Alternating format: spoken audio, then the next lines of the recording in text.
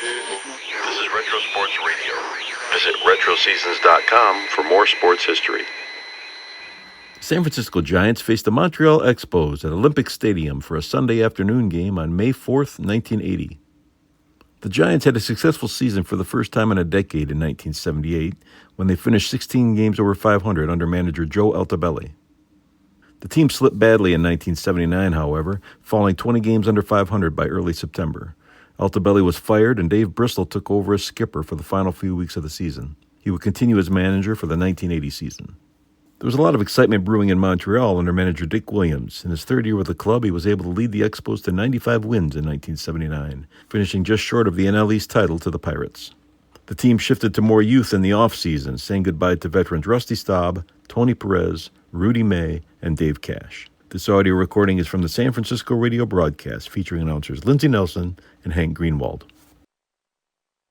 We're just about set to go at the start of this afternoon's game, and for the play-by-play, here's Lindsey Nelson. All right, Hank, and here's the first pitch. It is high for a ball. It's 1-0. Steve Rogers on the mound. Billy North in there with a batting average of .280, no homers, and 2 runs batted in. And again, Rogers with the pitch, and it is outside for a ball. It's 2-0.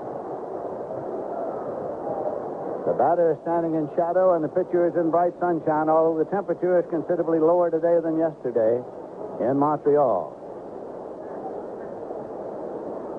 This is a 2-0 delivery. In there for a called strike. Billy North taking all the way. 2 balls and 1 strike. Jim Davenport on the coaching lines at third. Jim Lefebvre on the coaching lines at first for the San Francisco Giants. Rogers again rocks and delivers. And that pitch is in for a called strike, 2. It's 2-2. Nick Colosi calling balls and strikes. Andy Olson, who worked behind the plate yesterday, is taking the day off. Here's a 2-2. Swung on and fouled off. It's still a 2-2 count to Billy North. Darrell Evans is out there on deck. Giants in the dugout along the third base line, and the Expos the first base line. Steve Rogers, right-hander, offers 2-2, and it's high. The count runs full at 3 balls and 2 strikes.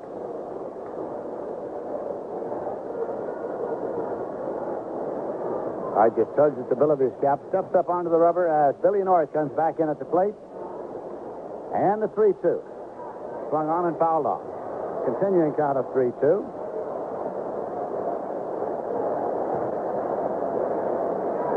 Rogers with a record of 2 wins and 2 losses.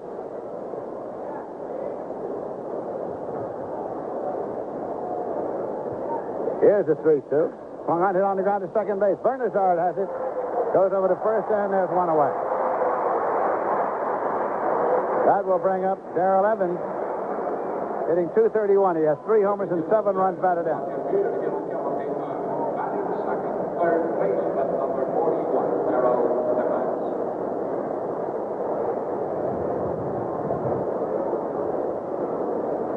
Evans waiting until he steps in.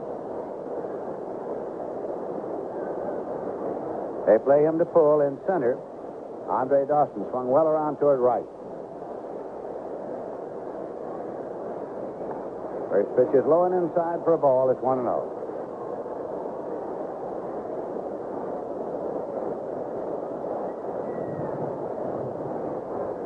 Rogers rocks into the motion. Swinging a high fly ball to left field, and shortstop Rodney Scott goes out in short left. Makes the catch, packed up by Ron LaFleur. 2 away. Emory doesn't only deliver to the major cities, they also ship things down to the minors. Emory, from here to there, overnight. Jack Clark is coming up. He's hitting .203. Has 2 homers and 5 runs batted in.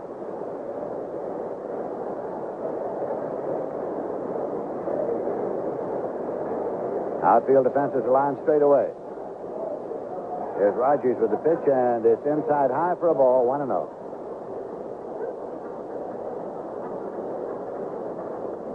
2 men out, nobody on base. And the 1-0. Low for a ball, it's 2-0. Willie McCovey is on deck.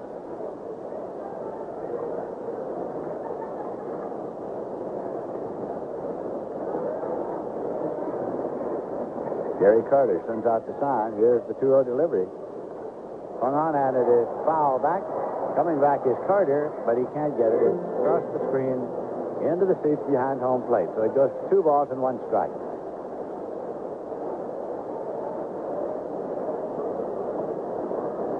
Scheduled pitchers in the second game of the doubleheader, Ed Halicki and Bill Lee. First doubleheader of the year for each of these teams.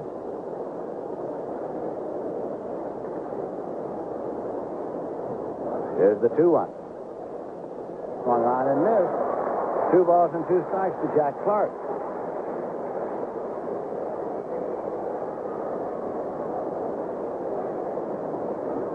Comes back in at the plate. Rogers rocks, kicks, delivers low and away. So it's gone to 3 balls and 2 strikes.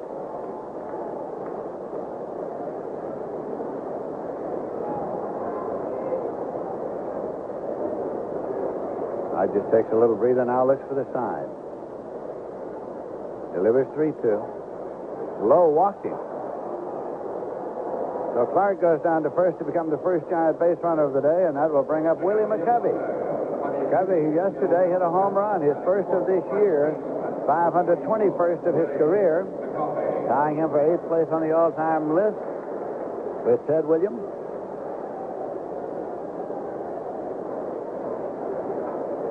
Moves out the dirt and then steps out in the batter's box before coming back in. Left-hand batter facing a right-hand pitcher. The pitch is high and away for a ball. It's 1-0.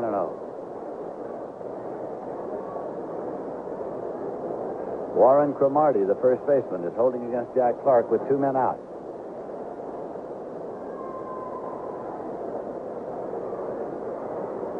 This is a 1-0. Breaks inside low. 2-0.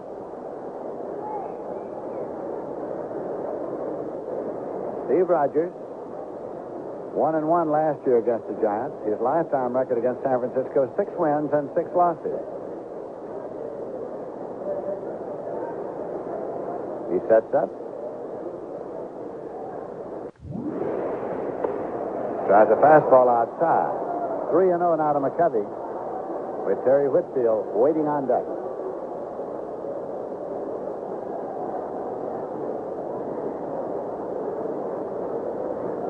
Rogers will try the 3-0 to Willie Mack. High and away, walked him. Willie Mack had that bat cock ready to swing away on the 3. Successive walks to Clark and McCovey with runners at first and second, and that brings up Terry Whitfield. Hitting .250, no homers and 3 runs batted in. Whitfield is a left-hand batter.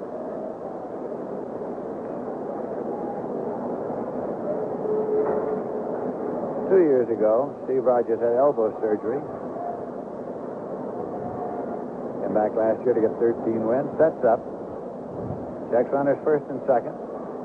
Pitch is inside low for a ball. It's 1-0.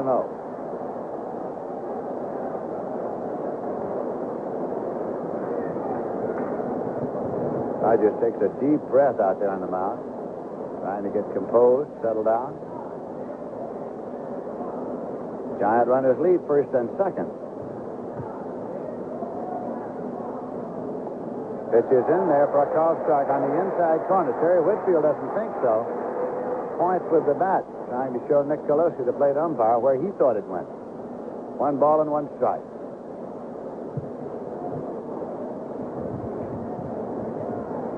Again, Giant runners take their lead. And the 1-1 pitch. Breaks inside low, so it's gone to 2 balls and 1 strike. No question that Rogers has been struggling. He went to 3 balls on Billy North, 3-2, before getting North on a ground ball, and after Evans popped up, walking Clark and McCovey on 4 pitches. Galen Cisco, the pitching coach, has gone out now. Try to offer a few words of advice to steady Steve Rogers. Cisco now going back to the dugout.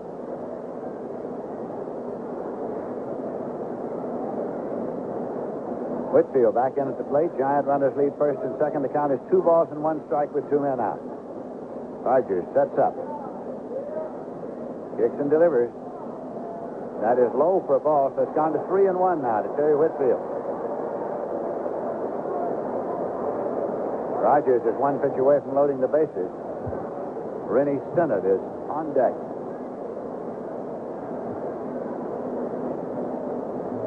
Runners lead first and second. 3-1 pitch. Swung on and missed. 3-2. That means the runners will be moving on the pitch. An automatic start for Jack Clark at second and Willie McCovey at first on the 3-2 pitch to Terry Whitfield at the plate.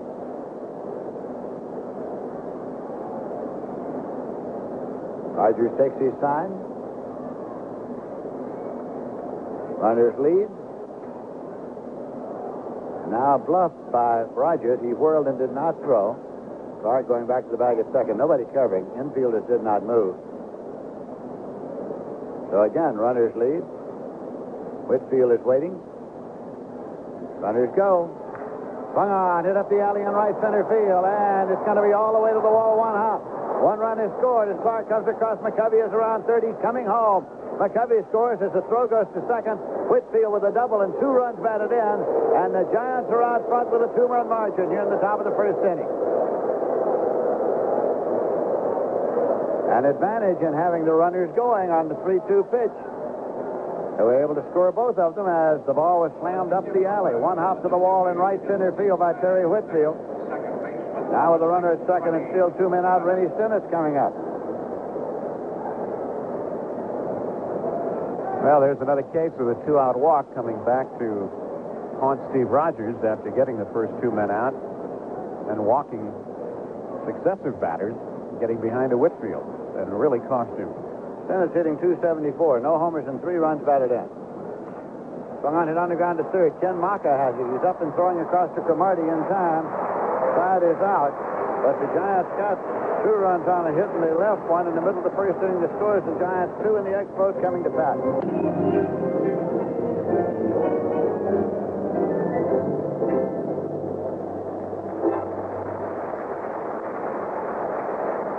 Giants will feature several interesting promotions on this next homestand at Candlestick Park. For example, there's Photo Album Day on Sunday, May 18th. The first 40,000 fans entering the park will receive a 60-page, full-color photo album containing action shots and statistical information on all the players and coaches. That's Photo Album Day on Sunday, May 18th, as the Giants meet the Cardinals. Also on this next homestand, Giants will hold their first business special of the season and can have lunch with the Giants. The game starts at 12 noon as the Giants host the world champion Pittsburgh Pirates on Wednesday, May 14th. John Montefusco on the mound today in this first game. He has a lifetime record against the Montreal Expos of 5 wins and 2 losses. Last year, in his only start against the Expos, he won, so he was 1-0. He has not lost to the Expos since May 3rd, 1977. Up to lead it off. Ron LaFleur hitting .268. He has no homers and 2 runs batted in.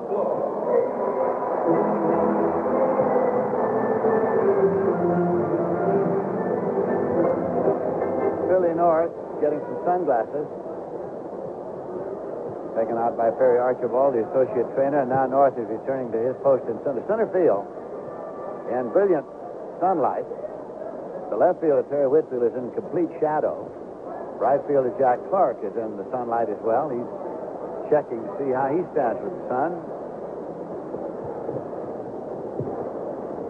LaFleur is a right-hand batter.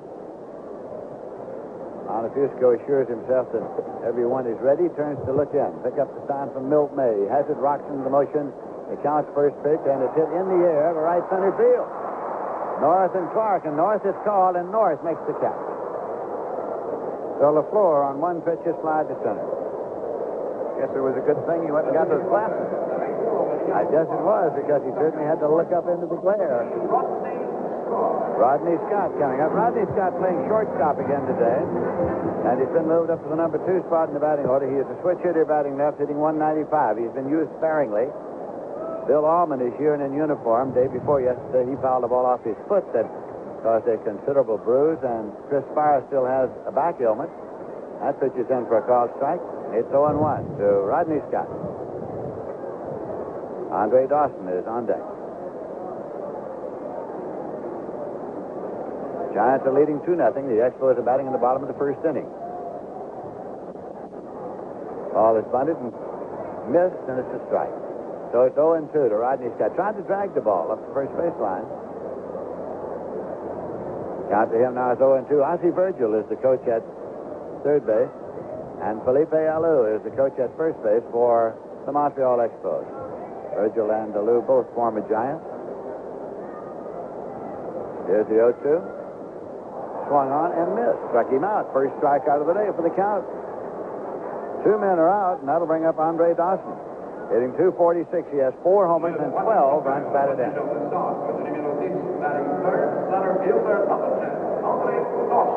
Montefusco with a record this year, 1 win and 3 losses, has an ERA of 4.24.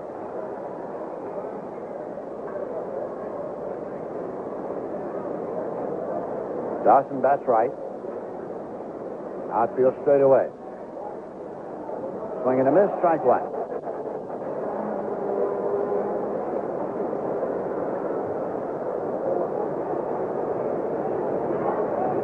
Ellis Valentine is next in the batting order, has not come out on deck yet.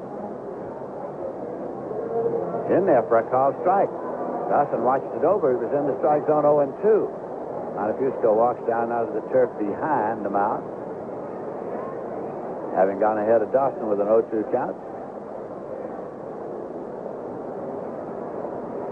Nobody on base with 2 men out.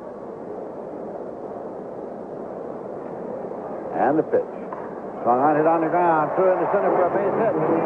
Picked up by North and played back. Andre Dawson hit a 2-strike pitch in the center field for the base hit. That'll bring up Ellis Valentine. He's hitting .247. He has 4 homers and 12 runs batted in.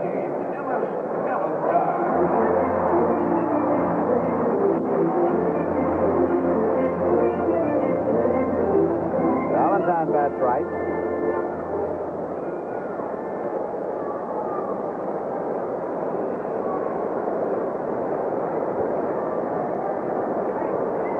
Montefusco sets and checks.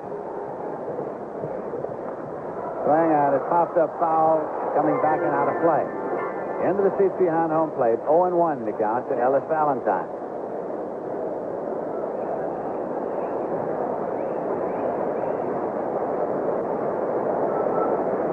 McCovey holding against Dawson at first base. Valentine back in at the plate. Montefusco off the stretch. Pitch is swung on and missed. It's 0-2. Montefusco was 0-2 on Dawson, who hit the next pitch. On the ground into center for a base hit. Now he's gone 0-2 to Valentine.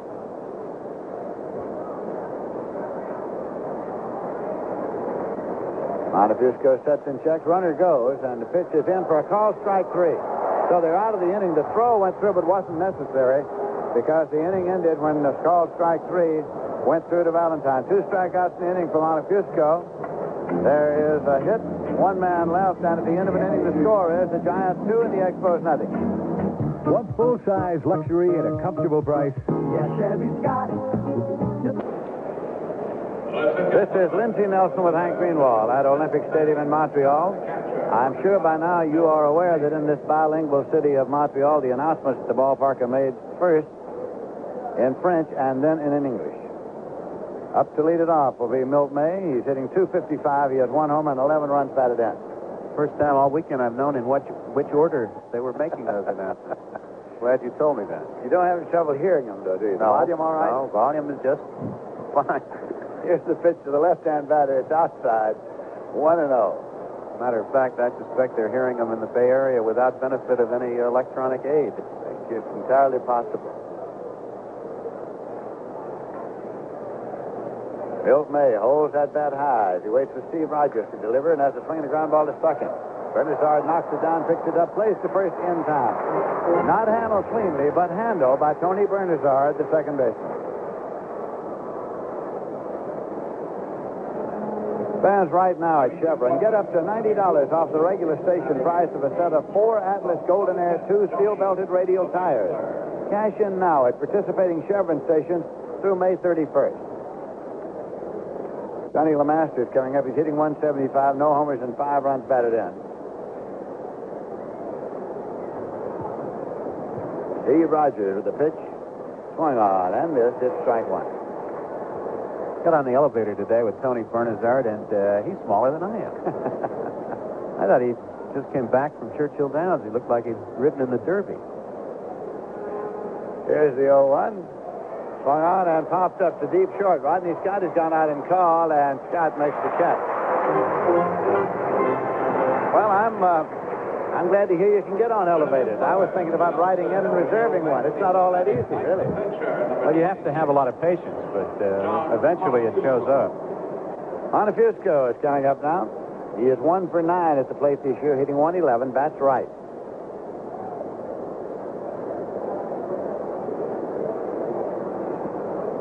Rogers with the pitch, swung on and missed. It's strike one. The Giants are leading 2-0, and they're batting here in the top of the second inning.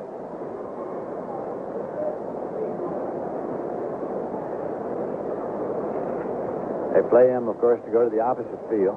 Normal alignment for the opposing pitcher. Pitch is on the way. It's 1-1.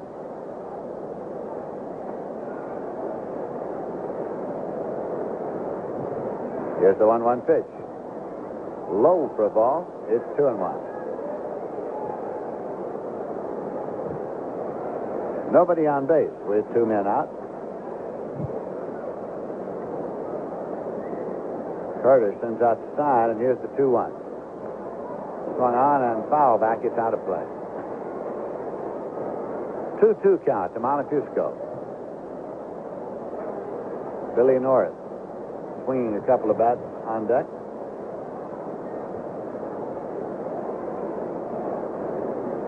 Here's the 2-2. Inside low, so Rogers has gone out full now to Montefusco. Plate has been moving around on Rogers today. He walked 2 in the first inning, both of which were converted into runs. 3-2 pitch. Swung on and missed. First strikeout of the day for Rogers. He got Montefusco swinging. Side is retired in order, nothing across, middle of the second inning. Score is the Giants 2 and the Expos nothing.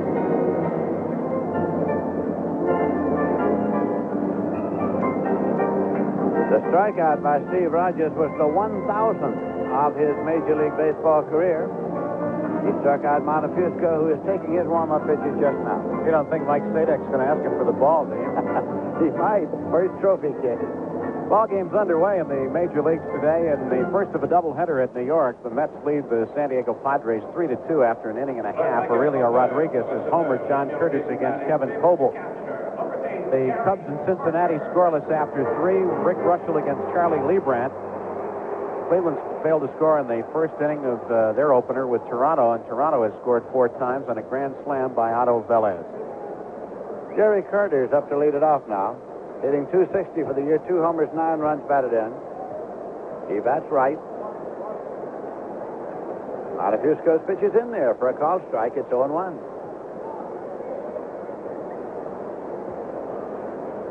Warren Cromartie is on deck.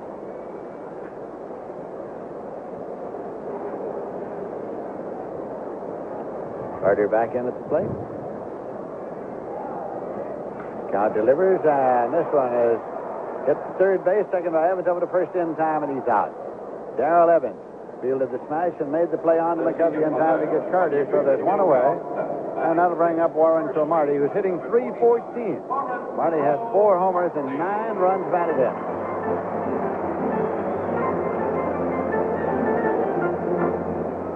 He bats left.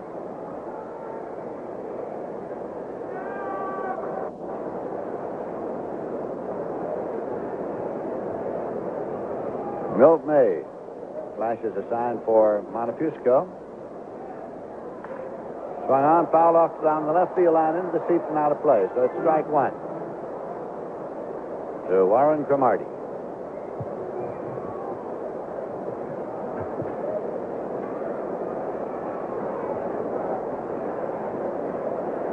Again, Montefusco takes his sign, rocks into the motion. Fires outside. It's 1 ball and 1 strike. One man out in the bottom of the second inning. The Giants are leading by a score of 2-0. Here's the 1-1. Swung on and foul back. Off the screen, out of play. 1-2.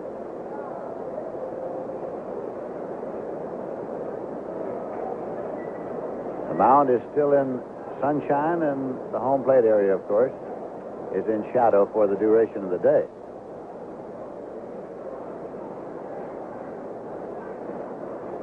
Now the 1-2. Swung on, hit down to first baseman Willie McCovey, who picked it right off his shoe tops for the put out on the line drive. Took it on the fly for the second out, put out to McCovey, and that'll bring up Ken Maka. Hitting 167, no homers and no runs batted in. Third baseman, number 31, Ken Maka. If you're responsible for providing health coverage for yourself, your family, or your employees, find out more about the Blue Shield differences. College student, senior citizen, or businessman, there's a Blue Shield plan for you. Call or write Blue Shield today. Maka with the pitch, Montefusco with the pitch to Maka, and it's in for a call strike. Maka's playing third in place of Larry Parrish. Hit on the wrist by a pitch ball. In this series, here's an 0-1 pitch. Swung on and missed. It's 0-2 to Maka.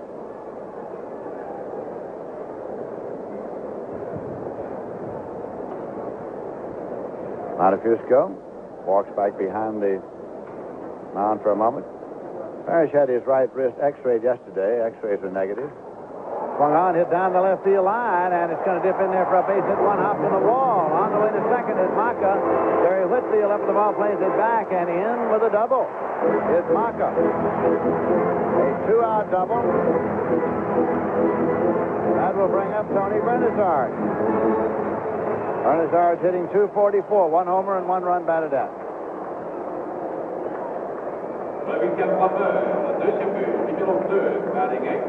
Bernazard is a switch hitter, batting left.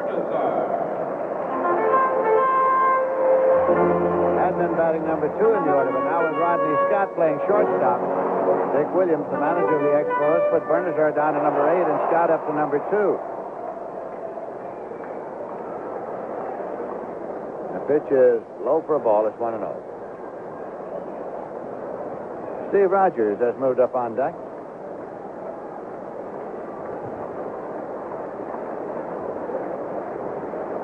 Maka takes his lead at second base. Montefusco delivers, and the pitch is low, so it's gone to 2-0 now to Tony Bernazard.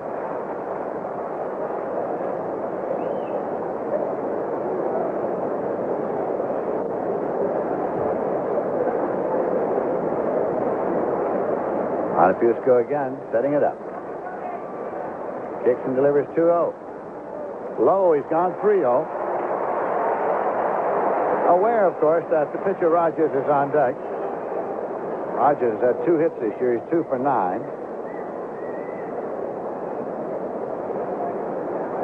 This will be a 3-0 delivery to Bernazard. Montefusco with a pitch that's in there for a call strike. Bernazard was taking. It's 3-1.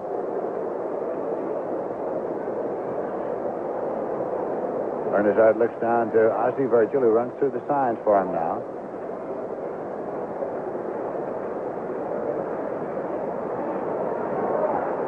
This will be a 3-1 off the stretch. I turned him inside and walked him. First walk issued by Montefusco. Then Bernazard to first. Maka holds at second, and Steve Rogers is coming up. He's hitting .222.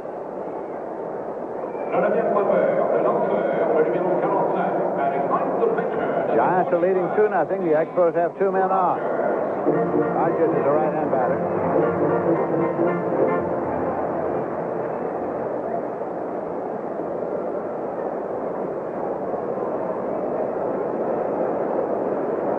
Rogers now swings the bat loosely, calls Tom Stivis back. Now moves back into the batter's box. Expo runners lead first and second. Swing and a miss. It's strike 1 to Rogers. Remember that game here last year, Lindsay, when Rogers batted with the bases loaded against Montefusco, nobody out. He went to 3-0 against him, and then for some reason Rogers bunted. Went back to the mound, and Montefusco started a double play. Here's the 0-1. Swung on and missed. 0-2. I think he said afterward that he thought he saw a sign. I remember that now. I bet he remembers that now. I'm sure Dick Williams does. It's 0-2.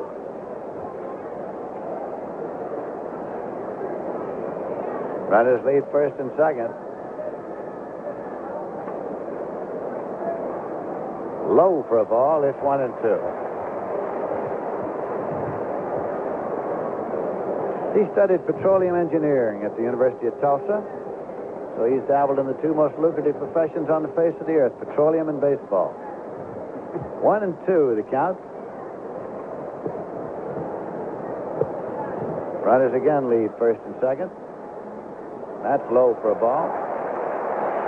2-2 to Steve Rogers.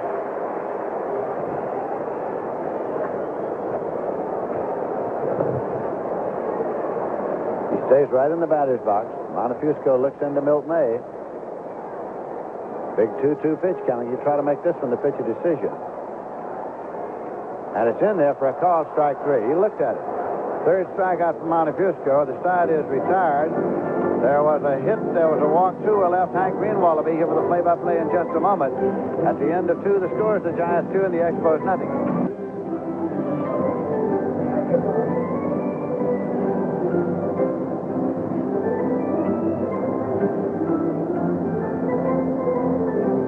At Olympic Stadium in Montreal, I'm Hank Greenwald. We're going to the third inning. Giants leading 2-0. And the Giants will be setting up the top of the order in Billy North, Darrell Evans, and Jack Clark. At Philadelphia, Dusty Baker hit a 3-run homer in the first inning, as the Dodgers picked up a total of 4 runs in their first at bat against the Phillies.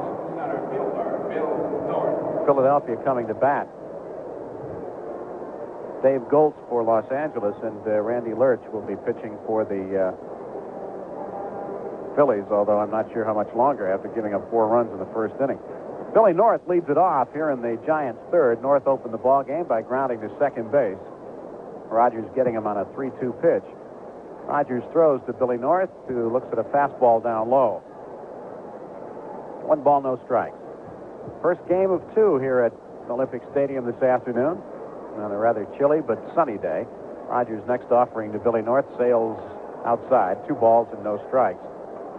Rogers was all over the place in the first inning, even though he retired North. He went to 3 balls on him. Got Evans to pop up, walked Clark, walked McCovey on 4 pitches. Got behind 3-1 to Whitfield, and eventually 3-2, and then Terry doubled. Here's the 2-0 to Billy North, and this one is on the inside corner for a called strike. North said the Expos have been pitching him like he was Willie McCovey. They're trying to get him out on breaking pitches and being a little fancy with him. Billy North swings and misses. He said, maybe they don't know who I am. He said, they're treating me very carefully here, throwing 3-2 breaking balls to me and things like that. He said, I'm not that kind of hitter.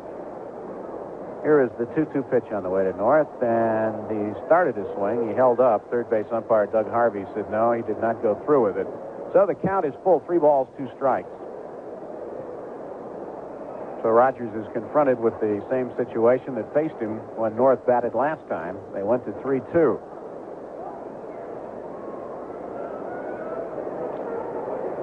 Rogers ready to go. Into the windup, the 3-2 to Billy North is on the inside corner, called strike 3, and they got him that time with looked like a slider.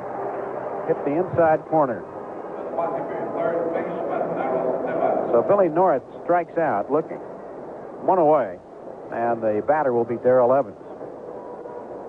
Don't forget, 720 Little Leaguers will be attending Giants home games this season as guests of Chevron USA. That's 40 different teams, 15 team members, and 3 coaches each. Darrell Evans standing in, and the first delivery, breaking ball inside, ball 1. A random drawing will select the 40 teams, so have your coach send a card with your team name and his name, phone number, and address to Chevron Youth Baseball, KNBR 68, 1700 Montgomery, San Francisco 94111. The pitch to Darrell Evans is hit into center field. Coming on is Andre Dawson. He can't get it. It drops in front of him. It's a base hit for Darrell Evans. So Evans strung it out on a line in front of Dawson in center field.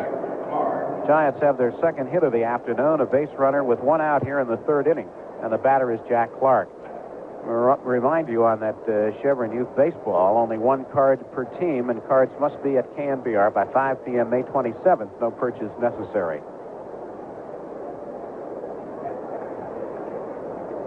Jack Clark will be the hitter with a runner at first and one away. The Giants lead it 2-0 as Terry Whitfield's double in the first inning chased home Clark and McCovey, who had walked.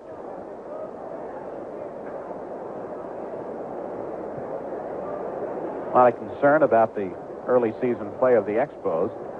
Here's a pitch to Clark, and it's a breaking ball low and outside.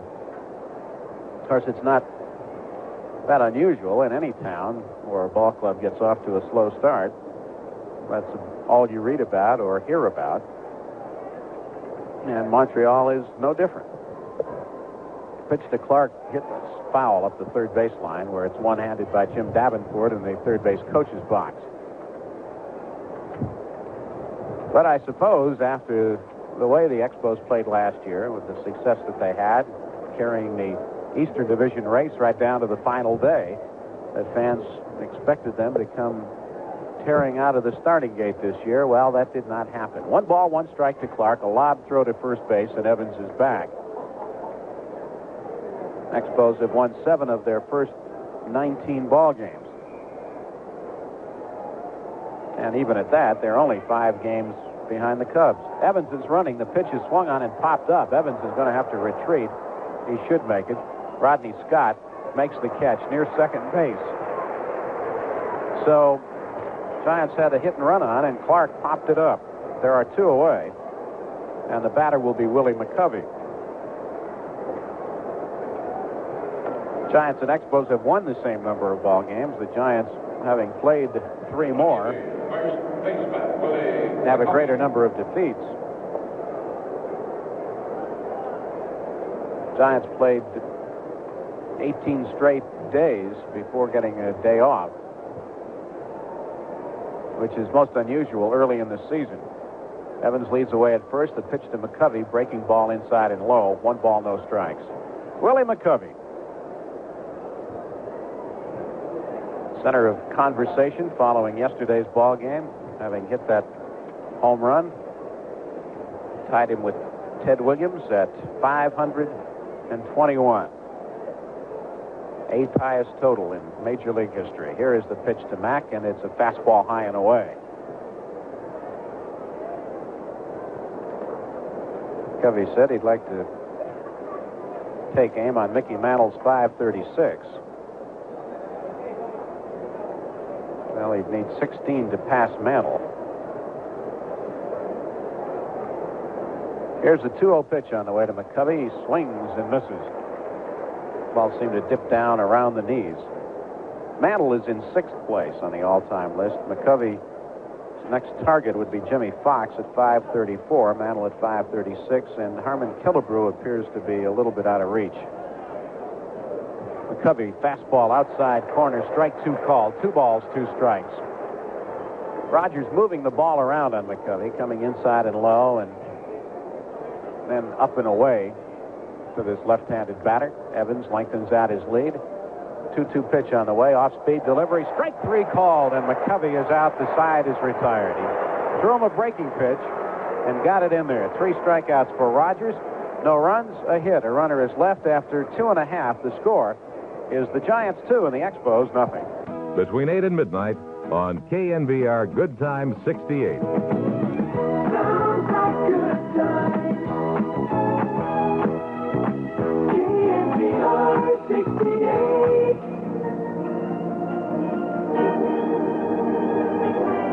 Don't forget, the Giants' next homestand begins Tuesday, May 13th, and will bring in the world champion Pittsburgh Pirates along with the Cardinals and the Chicago Cubs, although hopefully not at the same time.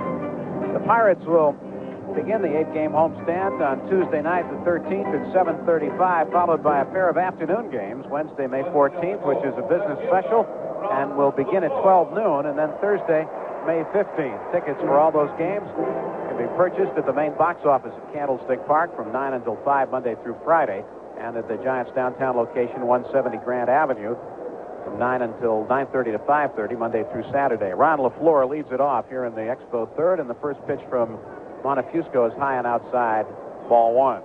Giant tickets available, too, at Abro Sporting Goods in Oakland at 1706 Franklin Street, at all Macy's, Emporium, and Capwell stores. Montefusco throws. LaFleur takes a pitch down the middle for a called strike. 1-1 the count. Montefusco against LaFleur, right-handed batter. Evans up at third. The pitch is swung on and fouled back. By the way, you can also charge tickets to your Visa or MasterCharge by calling the Giants ticket phone at 467-8000 Monday through Friday from 9 a.m. until 5 p.m. The speedy Ron LaFleur came to the Expos in a trade for pitcher Dan Schatziner. Montefusco winds, 1-2 pitch on the way, is fouled back of the Expos dugout into the seats. How long LaFleur remains in a Montreal uniform is subject to question. Even though the Expos traded for him, he is not signed. He is eligible to become a free agent at the end of this year. 1-2 delivery, fastball just off the outside. 2 balls, 2 strikes. And there really has been no hint as to his intention at this point, whether he wants to stay here or not. 2-2 pitch on the way, breaking ball. He started after it and held up. Count now is 3 balls and 2 strikes. Well, check that now. The scoreboard says 2-2. They put up, I know what they did. They fooled me. They put up 2-2 after he fouled off a pitch, I believe. So that was ball 2. Montefusco throws again. Another foul ball down the right field line. McCovey chases it, but it goes back into the stands. Count remains 2 balls and 2 strikes. Expos have to count on LaFleur as an offensive threat. He's a guy that can hit the baseball. He hit 300 last year for the Tigers in 148 ball games. And he's a guy that is in the lineup day in and day out. Been averaging in the vicinity of 154, 155 ball games the last 2-3 years. He came to bat 600 times last year. He had 180 hits. And he stole 78 bases and did not lead the league. Willie Wilson of Kansas City led the American League last year. In fact, LaFleur's 78 stolen bases was the highest runner-up total in Major League history. 2-2 pitch on the way, and it's swung on and missed, strike 3. So Ron LaFleur opens the third inning by striking out. That is the 4th strikeout chalked up by Montefusco, and it brings up Rodney Scott. Switch hitting shortstop of the Montreal Expos. Batting left-handed against the right-hander Montefusco. John is into the windup, and the pitch to Scott is in there for a strike. I'm talking about LaFleur before. His 78 stolen bases was the highest runner-up total in American League history. Scott batting for the second time, struck out his first time up. Evans looking for the bunt at third as the pitch comes inside. 1 ball and 1 strike. Now, Rodney Scott was one of the heroes of the Expos' victory here on Friday afternoon. That 9th inning, beating out an infield hit and stealing second and third and changing everything around. 1-1 pitch on the way, and Scott takes a strike. He started to move up on the ball, never swung. The pitch dipped in there. Strike 2. 1 ball, 2 strikes. With Scott at third base and 1 out in the bottom of the 9th on Friday, Dave Bristol then had to order Bernazard and Dawson walked. Scott swings and golfs it up the first baseline. McCovey goes to Montefusco, 2 steps ahead of Scott for the out, and there are 2 away. 3-1.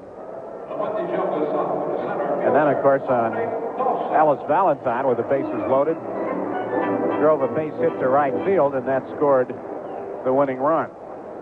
But the Giants came back yesterday and defeated the Expos 3-2. 2 down here in the third inning, and here's Andre Dawson. Had a muscle cramp that forced him to leave yesterday's ball game, but he's back in there today, and he looks at a slider on the outside. Expos are not scoring runs, and that concerns Dick Williams. In fact, they've scored only 5 runs in the last 43 innings. And unless Dawson does something to keep it alive, it's about to become 44. Montefusco throw strike 2 called.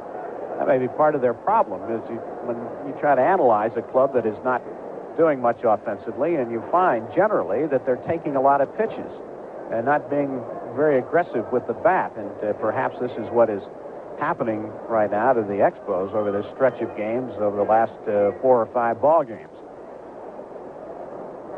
Here is the 0-2 pitch on the way, and it hits Dawson. Montefusco threw a pitch that ran in on Andre Dawson and hit him. Boy, John is not having much success on 0-2 pitches. They gave up a hit to Dawson in the first inning on an 0-2 pitch. Maka doubled. The first time he wasted one was when he had pitcher Steve Rogers 0-2. And now he's 0-2 on Dawson and hits him. So that keeps the inning alive. Ellis Valentine getting ready to move into the batter's box. Expos lost Larry Parrish for about 3 days. He was hit with a pitch yesterday by Ed Whitson. So Montreal has had base runners aboard in all of the first 3 innings so far. But they have left 3 men on through the first 2 innings. Valentine steps in. He was called out on strikes in his first at bat. Montefusco from the stretch throws, and the pitch is swung on and missed. Valentine with a big rip.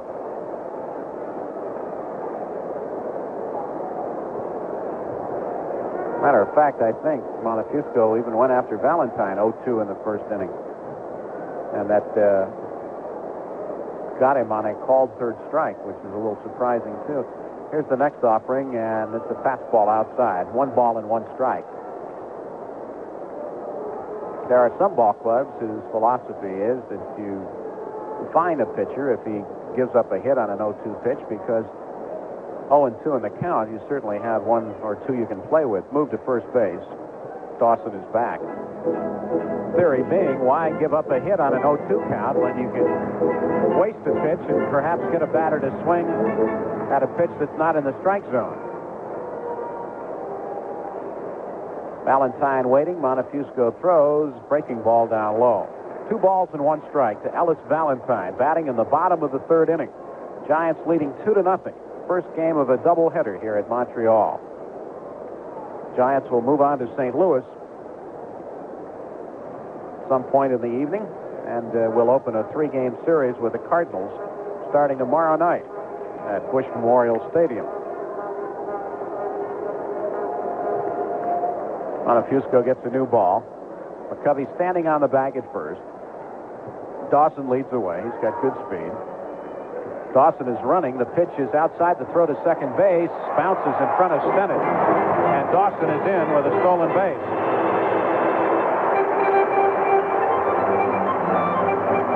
So Andre Dawson steals second base. Dawson stole 35 last year. That moves him into scoring position. For Dawson, that is his 2nd stolen base of the season. 2 balls and 2 strikes the count to Valentine. Montefusco delivers, and the pitch is swung on and missed. Strike 3. Blew it by Valentine, striking him out for the 2nd time today. 5 strikeouts for the count. No runs. There were no hits. A runner is left. And the score after 3. Giants 2, Expos nothing. And now it's the Chevy payoff inning, sponsored by the Northern California and Nevada Chevrolet Dealers Association. When a Giants player comes to bat for you, if he gets a single, you win $10. A double's worth $25, a triple $50, and a home run $100. And if your batter hits a grand slam, you win a brand new Chevrolet Chevette furnished by the Northern California Chevy Dealers in exchange for promotional announcements. So send in your name, address, and phone number on a card to Chevy payoff inning. KNBR 68, 1700 Montgomery Street, San Francisco, 94111. Only 1 winner per household per season. No purchase necessary.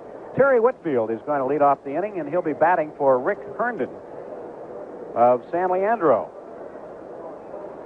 Whitfield doubled to drive in the only 2 runs of the ball game. Rogers throws. The pitch is high and away. Well, it may not be the first time that Whitfield has batted for Herndon, but certainly the first time he's batted for Rick Herndon of San Leandro. Terry standing in. Rogers throws again, and this pitch comes in high. 2 balls, no strikes. Rogers got behind 3-1 and then 3-2 to Whitfield, and with 3-2 and 2 outs, the runners were going, Clark and McCovey, and McCovey was able to come all the way around and score from first base on Whitfield's double. Terry's awaiting the 2-0 pitch from Rogers, and he lets it go by. It is outside, ball 3. 3-0 the count. Rennie Stennett waiting on deck. Giants 2 runs, 2 hits. The Expos no runs, 2 hits. We're in the top of the 4th. 3-0 pitch on the way, and Whitfield takes a strike. Rogers has been unable so far to get out in front on the count as often as he'd like. 3-1 pitch on the way to Whitfield is hit down the left field line. It is a foul ball back into the seats.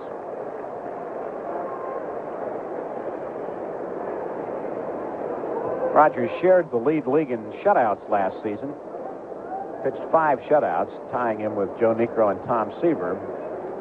But I don't think he's got to worry about that today, trailing 2-0. Pitch to Whitfield is swung on and missed, strike 3. So he fights back from a 3-0 count and strikes out Terry Whitfield. That's the 4th strikeout for Steve Rogers. 1 away here in the 4th inning.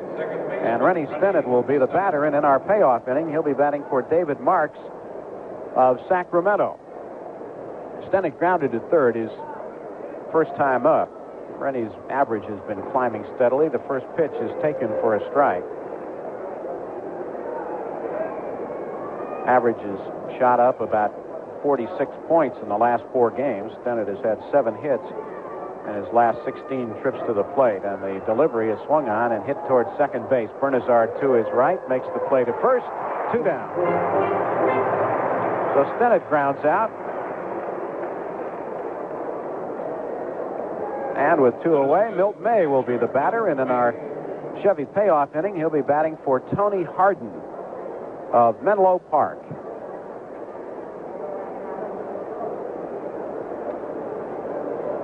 Well, it was Milt May's double to left field yesterday that scored Rennie Stennett with what proved to be the winning run. Rogers throws, and the pitch skips on through Gary Carter back to the screen.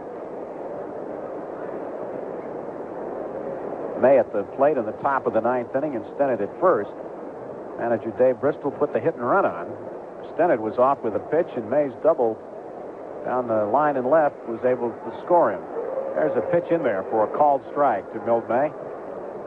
1-1 the count to the Giant catcher. Batting in the top of the 4th, 2 away. The Giants leading 2-0, getting 2 in the first inning. Rogers looking in. Delivers to Milt May, and he takes a strike. Breaking ball in there nicely. May leads the Giants in runs batted in. Milt has driven in 11 runs. Herndon and McCovey are next with 9 each. 1-2 pitch to Milt May, and that hits in the dirt in front of the plate and skips on past. 2 balls, 2 strikes. May hitting .255 at the start of play today. He grounded out his first time up.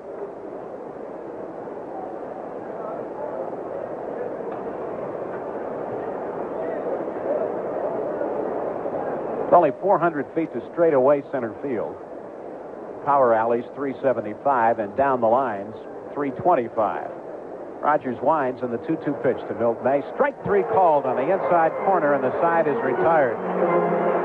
Well, each pitcher has struck out 5 through the first portions of the ball game. Montefusco having done it in 3 innings. Rogers in 4. Nothing across for the Giants.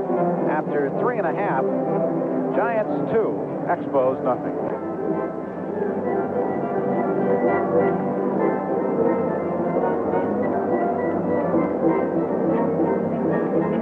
Well, we're going to the bottom of the 4th inning of a 2-0 ball game. The Giants out in front, and the Expos will be sending up Gary Carter, Warren Cromartie, and Ken Walker to face Giants right-hander John Montefusco. At Shea Stadium, New York, in the first of a doubleheader, the San Diego Padres and New York Mets are tied 3 apiece. That's after 5 innings. John Curtis for the Padres. Kevin Coble started. Tom Hausman came on in the 3rd inning. And Aurelio Rodriguez homered in that ball game. 3-3 Mets and the Padres after 5. At Cincinnati, Cubs and the Reds are scoreless after 5 innings. Rick Russell against Charlie Leibrandt. Dodgers lead the Phillies 4-0. The pitch to Carter is bounced to shortstop. LeMaster gets it on a big hop, cranks up a throw, and gets Carter, who gets up the line pretty well. 1 away. So Montefusco throws 1 pitch, and he retires Gary Carter. In that L.A.-Philadelphia game, Dusty Baker homered in the first with 2 on, his 5th of the year. Dave Goltz against Randy Lurch. Pittsburgh leads Atlanta 6-2 after 3 innings. Tommy Boggs for Atlanta, Jim Bibby for the Pirates. Cardinals lead Houston 1-0 after an inning. Ken Porsche for Houston, Bob Sykes for St. Louis. Batters Warren Cromartie. The line to McCovey his first time up. Montefusco throws, and the pitch is in there for a called strike. Cromartie, a native of Florida, makes his home in Miami. Pitch on the way is swung on and missed as Montefusco took a little something off of that. Cromartie's another guy who does not miss ball games. 158 he participated in last year, 159 and 78, and 155 the year before that. So it takes a lot to get him out of the lineup. Here is the pitch high and away with a fastball. Montefusco wasted that one that time, and Cromartie was not biting. 1 ball and 2 strikes. Ossie Virgil coaching at third. Felipe Alou in the first base coach's box. Cromartie in that exaggerated stance of his. The 1-2 pitch on the way. On the outside corner, called strike 3. Cromartie caught looking. Montefusco throwing very effectively here this afternoon. That is his 6th strikeout. He struck out 8 in a ball game earlier this year, in a game in which he emerged as the losing pitcher. That was at Cincinnati.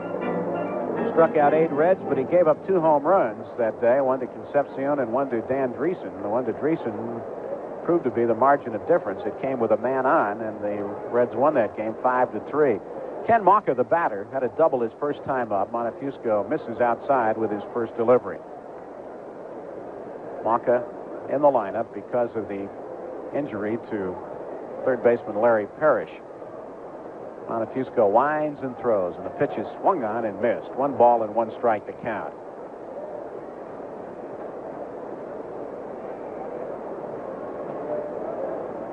Maucha is a product of the Pittsburgh Pirate organization. 1-1 pitch on the way, and this one is low. 2 balls and 1 strike.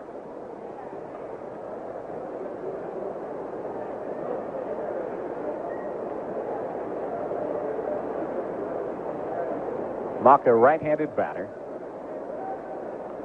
Montefusco delivers, and this one is in there for a called strike 2. It was a pitch that Maucha obviously was not looking for.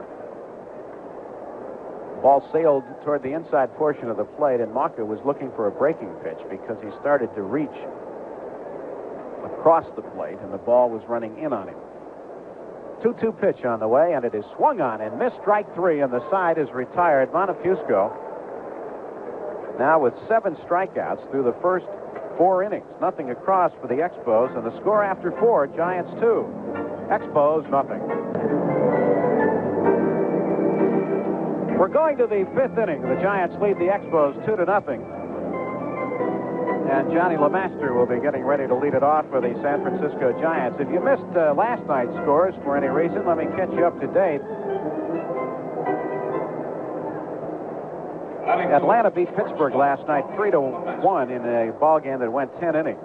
Houston beat the Cardinals 4-1 last night. Yesterday afternoon, the Padres beat the Mets 2-1. Cubs over the Reds 7-1. The Phillies beat the Dodgers 7-3. American League, Seattle over California 2-0. Texas beat Baltimore 3-2. LeMaster stands in, and the first pitch of the inning is taken for a strike. Boston blanked Kansas City 7-0 yesterday. Milwaukee beat Chicago 4-1. Oakland over Detroit 5-3. Toronto beat Cleveland 8-3, and the Yankees beat Minnesota 7-3. Rogers throws, breaking ball in there nicely. Strike 2 called to LeMaster, who was leaning back out of the way of a pitch. that broke in and over. No balls, 2 strikes the count. LeMaster leading off the inning. Rogers throws, and the ball is hit slowly to shortstop, charged by Rodney Scott, who throws on to Cromartie for the out. 1 away. Well, whether you're off to an early lead or playing catch-up late in the day, Bank of America can still make your banking convenient with over 1,000 branches and early and late walk-up or drive-up service at most locations. There's John Montefusco making his way to home plate. Count has been up once, and he became one of Steve Rogers' 5 strikeout victims so far. 1 down, 5th inning. Rogers throws, and the count looks at a fastball down low. Steve Rogers came to the Expos in 1973 and has been here ever since. He throws again, and this one runs inside. 2 balls, no strikes. I mentioned that Rogers, when he struck out Montefusco, chalked up the 1,000th strikeout of his major league career. Well, he also was part of another milestone a couple of years ago. He was the pitcher who surrendered Pete Rose's 3,000th hit. Montefusco chops a foul ball wide of third. That was back on May 5th, 1978. That was almost 2 years ago to the day. What is today, May 4th? So 2 years ago, practically, he gave up the 3,000th hit of Pete Rose's career. Pitch to Montefusco, misses outside. 3 balls and 1 strike now to the count. Shadow still creeping across the field here at Olympic Stadium from left to right. 3-1 pitch to Montefusco. Check swing roller to first base. Cromartie has got it back of the bag. Montefusco doesn't even run as Cromartie steps on the bag. There are 2 away. So Montefusco retired on a check swing ground ball to Cromartie. 2 away here in the 5th inning. We'll go to the top of the order now, and Billy North will be the batter.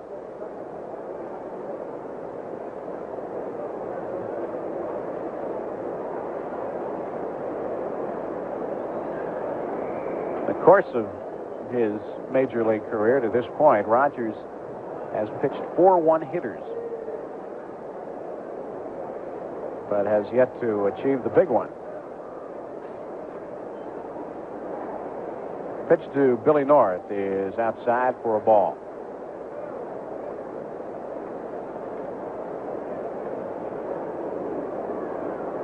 North batting left-handed, and Rogers' next delivery is inside. 2 balls, no strikes. North has batted twice. He's grounded to second, was called out on strikes. Something that has happened to Billy more than he'd like in this series. 2-0 delivery to Billy North is taken for a called strike. 2 balls, 1 strike to count. North struck out 3 times yesterday. Twice he was called out on strikes. He struck out once in the ball game on Friday, and he has struck out once today. 2-1 pitch on the way to Billy North, and this one is hit foul, back and out of play. 2 balls and 2 strikes. So North now knows that the Expos in this series have been throwing him breaking pitches with 2 strikes. And we'll see what happens here. Rogers ready to work. The 2-2 pitch on the way is fouled off. That looked like a low fastball, and Billy North golfed at it. Get a look at Ed Halicki for the first time this season in a starting role in the second game of this doubleheader. And he'll be opposed by the man they call the Spaceman, left-hander Bill Lee. North peers out at Rogers. Right-hander winds, and the 2-2 pitch to Billy. Strike 3 called. They got him again. Billy North is called out on strikes. 6th strikeout for Rogers. Giants with nothing across in the top of the 5th after 4 1/2. It remains the Giants 2 and the Expos nothing. Your Chevron dealer's sale on the Atlas Golden Air 2 steel belt.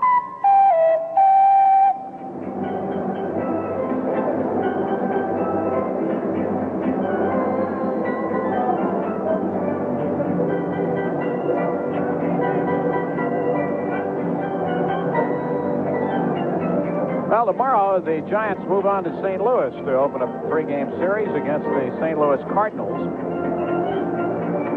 And in that ball game tomorrow, pitching for the San Francisco Giants will be Vida Blue, and Pete Vukovich will be on the mound for the Cardinals. Our broadcast time from St. Louis tomorrow will be 5:10 p.m. Pacific Daylight Time. Tony Bernazard will lead it off in the Expo fifth. Montreal trailing 2-0. And they have had their problems getting runs. First delivery to Bernazard from Montefusco runs inside for a ball. Now they have scored just 5 runs in the last 45 innings. Infield is up, protecting against the speed of Bernazard. Montefusco delivers, and he's high and away with this one. Ball 2. 2 balls, no strikes. Bernazard will be followed by pitcher Steve Rogers, waiting in the on-deck circle. Montefusco winds. The 2-0 pitch is low, ball 3. 3 balls and no strikes to the leadoff batter here in the bottom of the 5th inning as the crowd tries to encourage the Expos vocally. Might yell a little louder if this one is ball 4. Here's a 3-0 pitch on the way, and it is taken for a strike. Bernazard started up the first base line, but was called back by Nick Pelosi.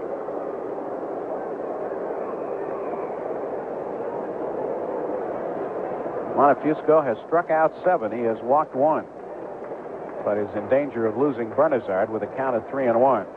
Here is the pitch on the way. It is swung on and missed. So they turned him loose on 3-1, and he had a rip. Terry Whitfield in left is shaded toward the line. North is straight away in center field. Clark likewise in right. Here's a 3-2 pitch on the way, and it is low, ball 4, and Bernazard is on. So both of the walks issued by Montefusco go to Bernazard, and the pitcher Steve Rogers will be making his way to the plate. Rogers was called out on strikes in his first at bat. Evans at third is anticipating a sacrifice as he starts creeping down the line. Montefusco throws, and the pitch is high, ball 1. Rogers peering at Ozzie Virgil in the third base coach's box. Giants leading 2-0, each club with 2 hits. No guarantee that he'll bunt, but he squares off now and pushes it foul up the first baseline. Hit it hard and not too accurately. 1 ball and 1 strike. So we'll start all over again.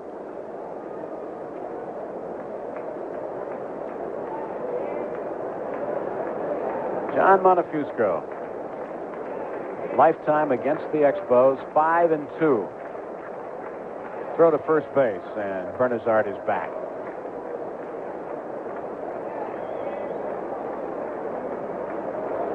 Bernazard has good speed at first base. Evans coming down the line at third. Rogers bunts again, foul up the first base line. 1 ball and 2 strikes.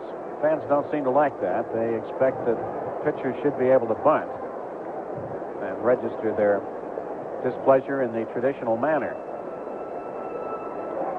Rogers still looks at Ozzie Virgil at third to see if they're going to try it again. Well, if he bunted once on 3-0 last year, he might bunt with 2 strikes on him. He does square off, and he fouls it. He's out. Fouled the ball off. Bunting with 2 strikes. It is a strikeout. Strikeout number 8. And listen to these folks. They don't like that. Unless it's not the foot. Maybe it's Dick Williams. I don't know. The batter will be Ron LaFleur with 1 away here in the bottom of the 5th inning.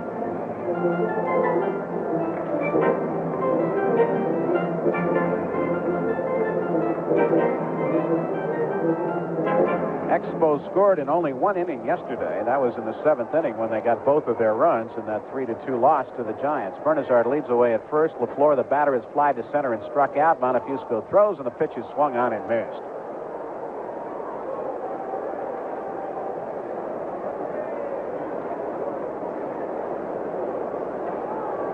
LaFleur has strikeout proclivities. He leads the club in strikeouts. He struck out 14 times. Throw to first base. Bernazard scampers back. This is game number 20, so it would have to be a pace that would be of some concern to you, I would think. Bernazard leads away. He's got 1 foot beyond the sliding area. There's a swing and a drive in a center field right at Billy North, who throws back to first base, and Bernazard gets back. LaFleur hit it hard, but he hit it right at Billy North in center field. There are 2 away, and Rodney Scott will be the batter. Don't forget the San Francisco Giants Boosters Club planning its annual Astrodome Weekender, June 6th through the 8th. The trip includes 3 games at the Dome with the Houston Astros, plus a tour of the NASA Training Center. Trip details are available by calling the Giants Boosters Club at area code 415-456-6633. That's 456-6633. Rodney Scott, the batter, is struck out and was thrown out. McCovey to Montefusco covering. Bernazard leads away at first. Bluffs doesn't go, and the pitch is taken for a strike by Rodney Scott. Another switch hitter. He's batting left-handed. They've got at least 4 on their ball club that I can think of offhand. Scott, Bernazard, Jerry White, John Tamargo, all of whom can swing the bat from either side of the plate. 2 away in the Expo 5th. A hard throw to first and a head-first dive back in by Bernazard.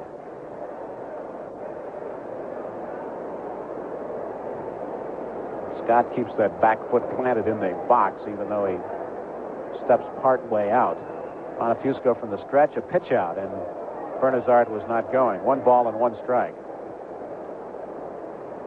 So the Giants engaged in a little guessing game right now with their adversaries from Montreal. Giants on top, 2-0. Terry Whitfield's double with 2 outs. In the first inning, scored Clark and McCovey. Montefusco throws, and the ball is grounded foul up the first baseline past Felipe Alou down the right field line. Count is a ball and 2 strikes. John Montefusco, he has won 1 game this year, and he has lost 3. The Giants have gotten him the lead in this ball game, 2-0. Now he's ready to work 1-2 with Bernazard running. The pitch is low and inside. Milt May's throw to second base. He is safe on a close play at second. So Bernazard steals second base. May got off a good throw that time and turned that into a pretty close play, despite the start by Bernazard, who picks up his 3rd stolen base of the season. Count to Rodney Scott, 2 balls and 2 strikes. So Montefusco will go after him on this pitch now. Bernazard leads away. Here is the 2-2 delivery to Scott. In there for a called strike 3, a breaking pitch, and Scott is out. The side is retired. 9 strikeouts for Montefusco. The Expos in the 5th had no hits, but they leave a runner. And the score after 5, Giants 2, Montreal nothing. Before we go to the 6th inning, let's pause for station identification. This is the San Francisco Giants Baseball Network. KNBR San Francisco. I'm Ken Dito, ready to wrap up weekend sports with a complete review of the scores, the standings, and the highlights of today's Giants game. Sunday Sports Phone 68, today at 5. Through 5 innings, the Giants 2, the Expos nothing. We're going to the 6th, and here again is Wincy Nelson. All right, Hank Greenwald, it'll be Darrell Evans coming up to lead it off. He is 1 for 2 against Steve Rogers. Both the mound and the home plate area now completely in shadow here at Olympic Stadium in Montreal. This is the first game of a Sunday doubleheader between the Giants and the Expos. Here's Rogers into the motion. The pitch is high and away for a ball. It's 1-0. Jack Clark is on deck. Evans bats number 2 in the Giants batting order. Rogers has struck out 6, walked 2. Here's a 1-0 delivery. Inside for a ball. It's 2-0. Rogers got off to a rather shaky start here this afternoon. Trouble with his control in the early innings, but has settled down of late. Has retired 8 consecutive batters now. Here's a 2-0. That's high and away, so now Rogers goes behind 3-0. He has struck out 6, walked 2.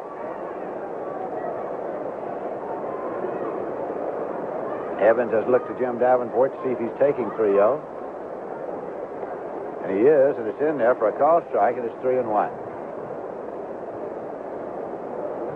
Evans stays in the batter's box. Archer swings his arm loosely and sets up. There's a swing and a foul ball. Back and out of play, and it's a full count of 3 balls and 2 strikes to Darrell Evans.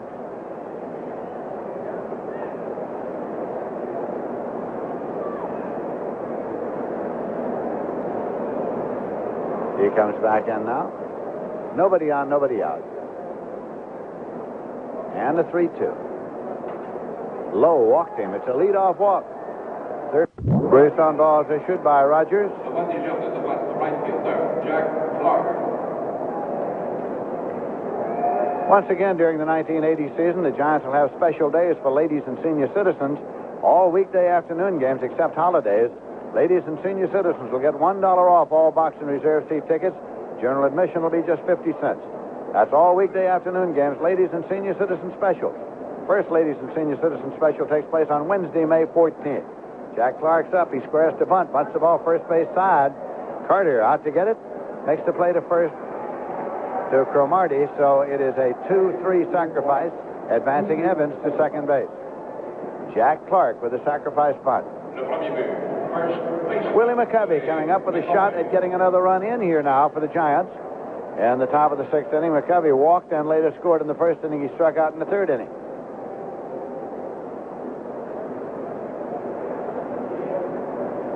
Evans takes his lead at second base. McCovey has the bat cocked. Rogers delivers. The pitch is in for a called strike. 0-1 to Willie McCovey. The maneuver may have surprised a few people because Clark is not called upon to sacrifice very often. That's the first one this year that he has executed.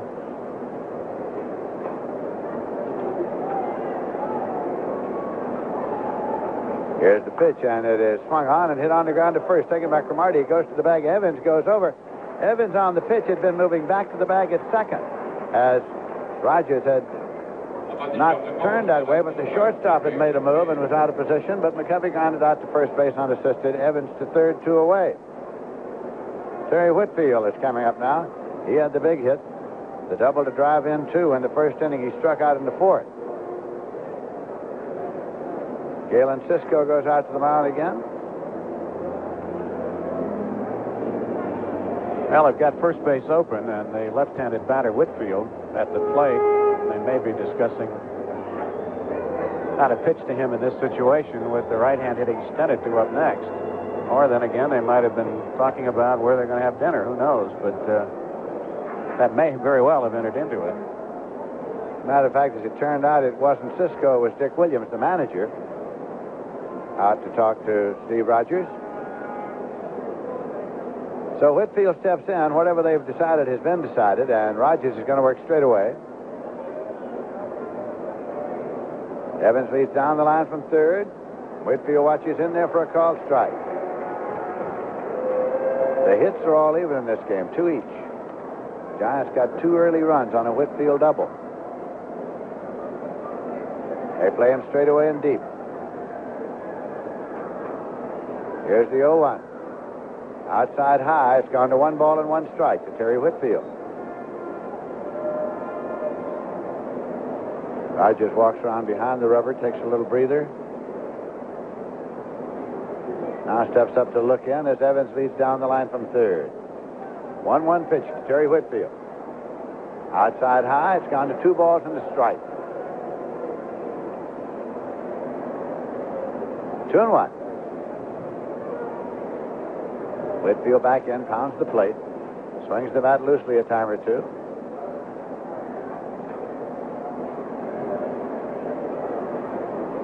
Two-1 delivery. Low and inside. 3-1. Whitfield is followed by Rennie Stennett in the Giants batting order.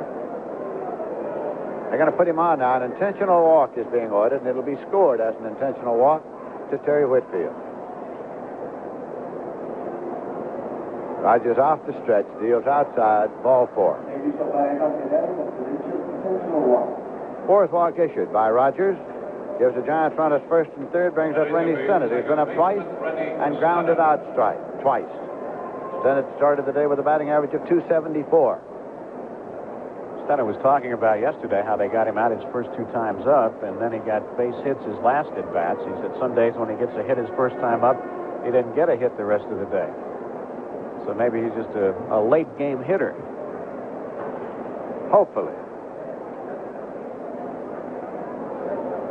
Rogers with the pitch. Swung on, and it's hit on the ground to short. Taken there and flipped over to second for the fourth. Rodney Scott, the Tony Burners out on the ground ball to short. That retires the side. So there were 2 walks and there were 2 left. And in the middle of the 6th inning, the score is still the Giants 2 and the Expos nothing.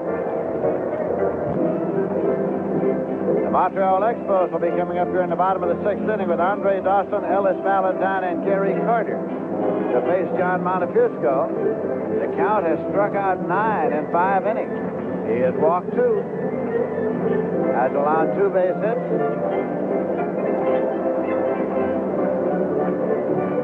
He gave up a single to Andre Dawson in the 1st inning and a double to Ken Maka in the 2nd inning. This is the 1st game of a doubleheader. In the 2nd game, it'll be Ed Halicki going for the Giants and Bill Lee for the Montreal Expos. At the conclusion of this doubleheader, the Giants will be flying on to St. Louis, play the Cardinals tomorrow night by the blue against Pete Vukovich. Tuesday night, Bob Knepper against Don Hood. Wednesday midday, Ed Woodson against Bob Fort. Dawson, 1 for 1 and was a hit batsman last time up. That's number 3 in the order. Montefusco's pitch is in for a called strike. It's 0-1.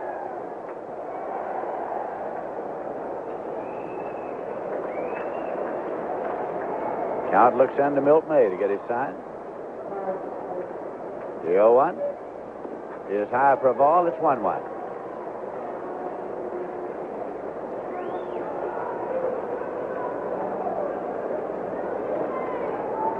Dawson waggles the bat around a time or 2. Now the 1-1 pitch, and it's high for a ball. Montefusco goes behind 2 balls and 1 strike to Dawson.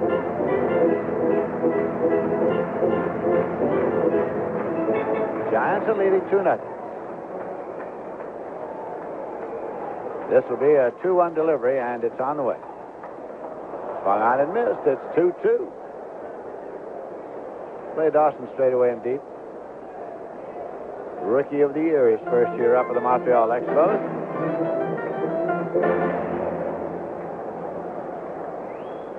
This will be a 2-2 offering to Andre Dawson. Swung on and fouled off. Continuing count of 2-2. Ellis Valentine waiting in the on-deck circle.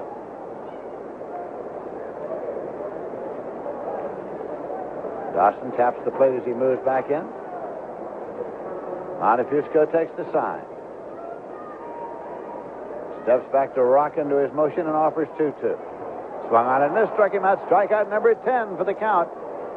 Montefusco has struck out 10. Ellis Valentine coming up.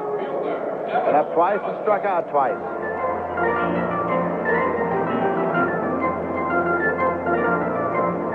He bats right.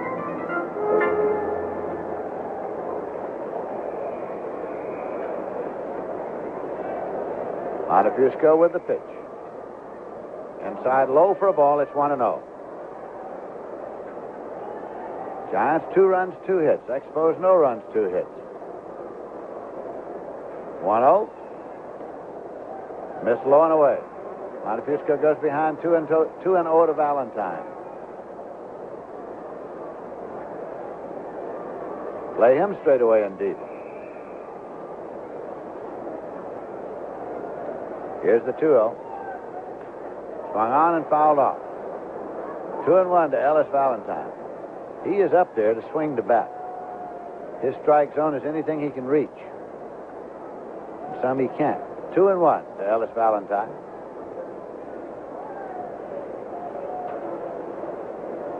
Jerry Carter follows him in the Montreal batting order. Montefusco now with the 2-1. Swung on and missed. 2 balls and 2 strikes. Montefusco takes the return throw, walks slowly back up to a position behind the rubber.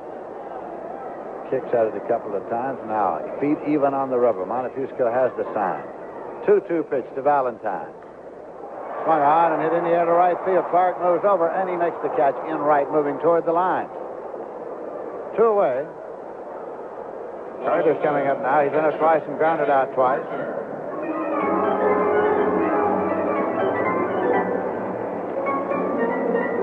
Thanks to his computer tracking system, Emery delivers packages with a lot of speed and amazing control. Emery, from here to there, overnight.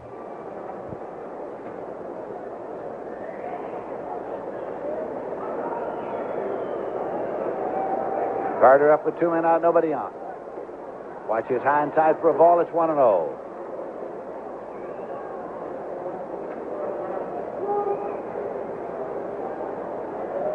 Carter's back in. That pitch is high for a ball. It's 2-0.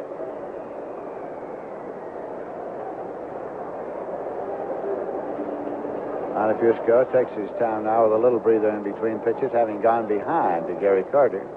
He went behind 2-0 to Ellis Valentine, came back to even out 2-2 and get him on a fly ball. That one's in for a call strike. It's 2-1. Carter watched it over. Cromartie's on deck.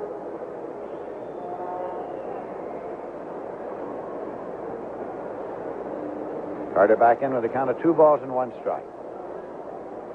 Swinging a ground ball, a comebacker taken at the mound by Montefusco. Turns, throws to first. McCovey takes it for the putout that retires the side, nothing across. Hank Greenwald will be back for the play-by-play in just a moment. At the end of 6, the score is the Giants 2 and the Expos nothing.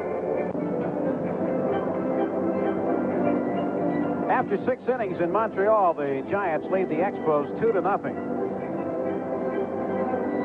Each club with 2 hits, and we have witnessed an outstanding performance, certainly from John Montefusco of the Giants, and you'd have to say a very creditable performance by Steve Rogers once he got past that first inning when the Giants scored the only 2 runs of the ball game.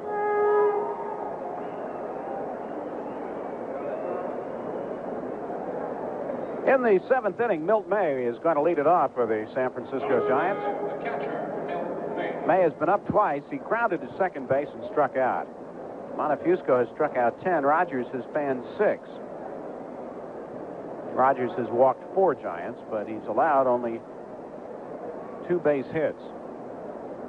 May, left-handed batter. Rogers throws, and May pushes a bunt up the third baseline. Mauka charges, comes up throwing, and to the stretching Cromartie, they get Milt May going up the line. So May tried to catch the Expos. I won't say napping. They don't really figure him to be bunting. They were playing him properly, but they tried to bunt on them and was thrown out. 5-3, 1 away here in the 7th inning, and the batter will be Johnny LeMaster. Dusty Baker hit his second home run of the game in Philadelphia this afternoon with a man on in the 6th inning. It's at least 7-0. There's a ball hit off the glove of third baseman Mauka down into the corner in left field. LeMaster is streaking for second base, slides in ahead of the throw to second baseman Bernazard, and LeMaster has a double. He hit a high drive off of Mauka's glove. It rolled into foul territory past the Giants dugout between there and the bullpen, and by the time Mauka could run it down, LeMaster has himself a 2-base hit. So the Giants get a runner to second base with 1 out here in the 7th inning. And the batter will be Montefusco, who has struck out and grounded to first.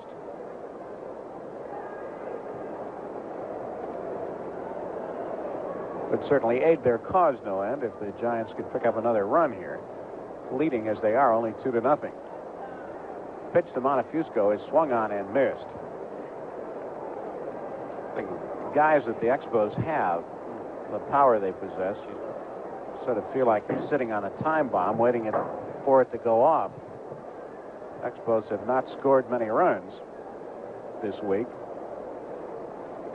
Rogers working from the stretch. LeMaster leading away at second. Scott trying to keep him close to the bag. Rogers taking a lot of time. Now he steps off.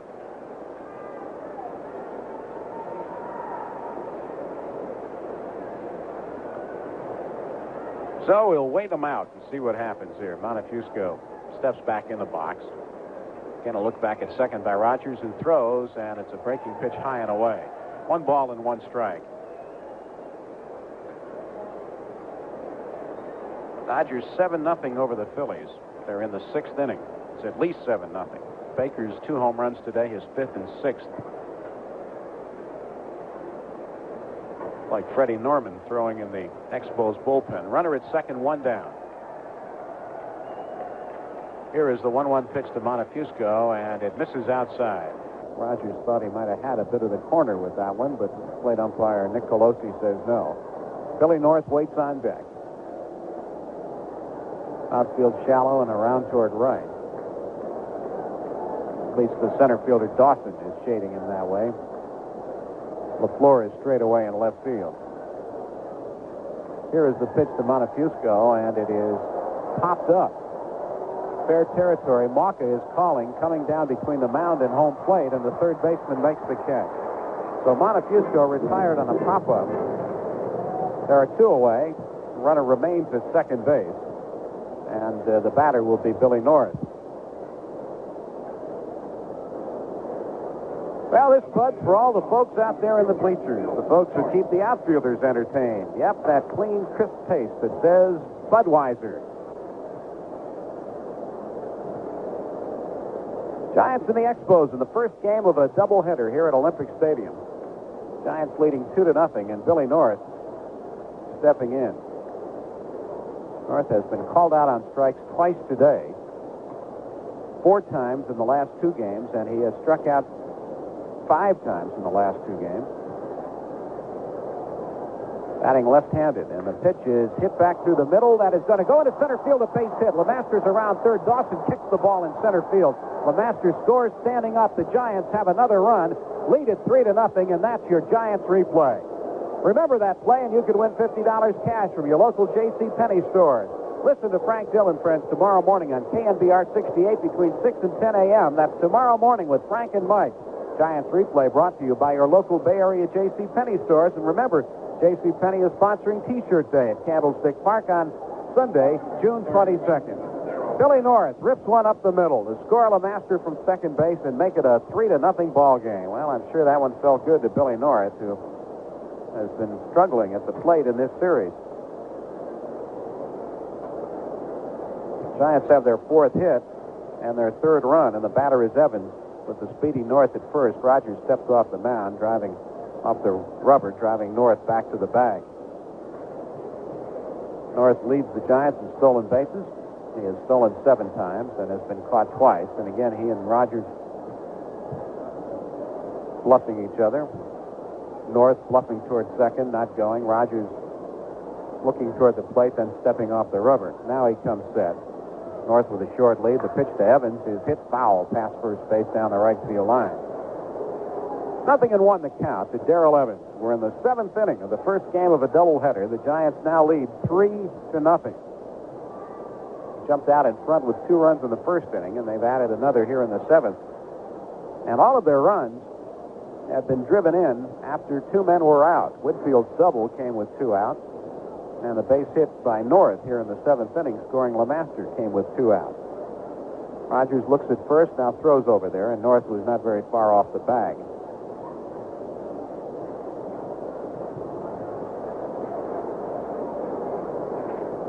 North has stolen successfully 7 times in 10 attempts. Time called. Evans steps out. Darrell is batting for the 4th time. He's popped to short, singled to center, and he walked in the 6th inning. Another turn and a throw to first, and North scampers back. Norman continues to throw in the Expos bullpen. Rogers trying to do his best to keep North close to the bag at first base. Billy edges away. Does not go. The pitch to Evans. Breaking ball. Misses. 1 ball and 1 strike to Darrell. Evans peers down at Jim Davenport in the third base coach's box. Well, by far the largest crowd of this Giants Expos series here today for the doubleheader. You could well understand. Pitch to Darrell Evans. He holds up on it. 2 balls and a strike. Ball dropped low. Although the weather for the first two games of this series was appreciably more comfortable than it is today. Although I guess if you're sitting in the sun, and not that many are, you'd be fairly comfortable. If you're not, you'd better have something warm on. Here's the 2-1 pitch to Darrell Evans, and he swings and fouls it at the plate. 2 balls, 2 strikes. There would appear to be no middle ground with respect to the warmth that you'd find sitting in the sun and the cold that consumes you if you're not.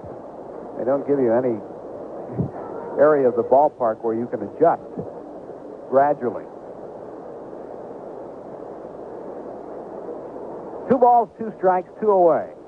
7th inning. North is running. The 2-2 pitch is swung on and hit foul back into the seats and back of the Giants dugout, which occupies the third base side of the playing field. Count remains 2-2.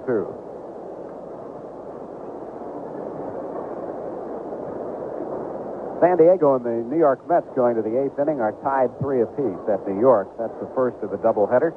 Cincinnati leads the Chicago Cubs 3-1 going to the 8th inning at Cincinnati in the first of 2. These are Geronimo homered in that game. Waiting for the 2-2 pitch now to Darrell Evans with North at first. He's not going, and the pitch is high, ball 3. 3 balls and 2 strikes. So the count is full now to Evans with a runner at first. Giants have scored a run here in the 7th inning and have increased their lead to 3-0 over the Expos.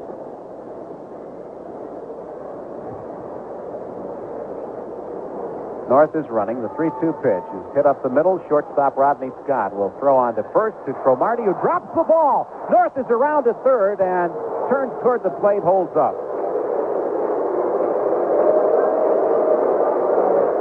The ball was hit back through the middle. Scott was shading Evans toward the bag. Rodney Scott fielded it, threw on to first base. It appeared as if Cromartie dropped it. Now, it may have been a low throw. Cromartie reached down a little bit. And Evans is on at first. North continued all the way around to third. He was running on the pitch. Well, I guess they're debating against whom to charge the error, perhaps to Scott, perhaps to Cromartie. At any rate, Evans is on. It is an error on the first baseman, Cromartie. Here is the pitch to Jack Clark, breaking ball on the inside corner. So the error is charged to first baseman Warren Cromartie.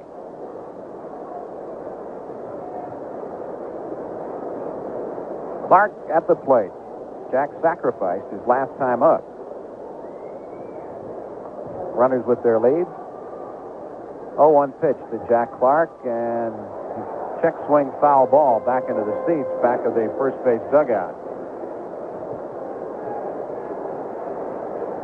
Clark was at bat in the first game of this series in a bases loaded situation in the 8th inning and hit a check swing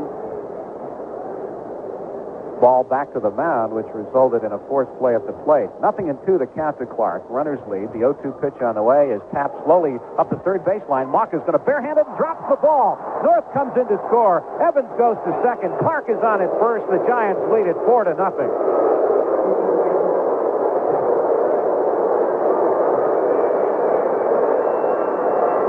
They're going to score that as a base hit and a run batted in for Jack Clark. It did not look like that tough a ball to pick up. It might have been a tough throw for Maka had he made the pickup, but it's academic. In trying to pick up the ball barehanded, he dropped it. So Clark gets a run batted in and an infield hit. Giants now with 5 hits, and the batter is Willie McCovey. So the Giants have done a lot of damage with 2 outs here in the 7th inning, scoring 2 runs. Here is the pitch to Willie Mack. He swings and hits one in the air to left field. Ron LaFleur circles and makes the catch, and the side is retired. But the Giants have picked up 2 more runs here in the 7th inning. There were 3 hits, there was 1 big error, and there were 2 runners left. And the score after 6.5 now reads the Giants 4 and the Expos nothing.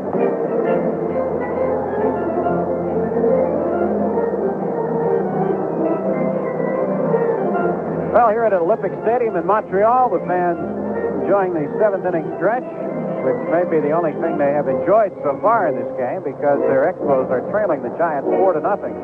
Montreal will send up Warren Cromartie to lead off the inning against John the Count Montefusco. Now, don't forget, tickets for all future Giants games can be purchased at any of the following locations at the main box office in Candlestick from 9 a.m. to 5 p.m. Monday through Friday. Folks in the downtown area can stop in at 170 Grant Avenue in San Francisco from 9:30 to 5:30 Monday through Saturday. In the East Bay at Abro Sporting Goods, 1706 Franklin Street in Oakland, at all Macy's, Emporium, and Capwell stores in the Bay Area, at all Ticketron and Bass outlets. And remember that tickets can also be charged to your Visa or MasterCard by calling the Giants ticket phone at 467-8000, Monday through Friday from 9 until 5. Warren Cromartie leads it off. Montefusco has struck out 10. He's walked 2, and the first pitch is high and away. Looks like it got away from the count. 1 ball, no strikes to Cromartie. He is lined to first and was called out on strikes. Left-handed hitter. Montefusco winds and throws, and this pitch is taken for a strike, which Cromartie was turning away from it.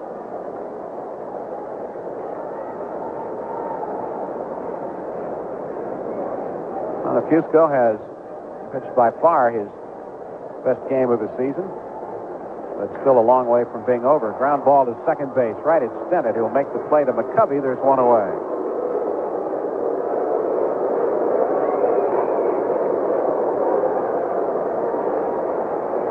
That'll bring up the third baseman, Ken Mauka.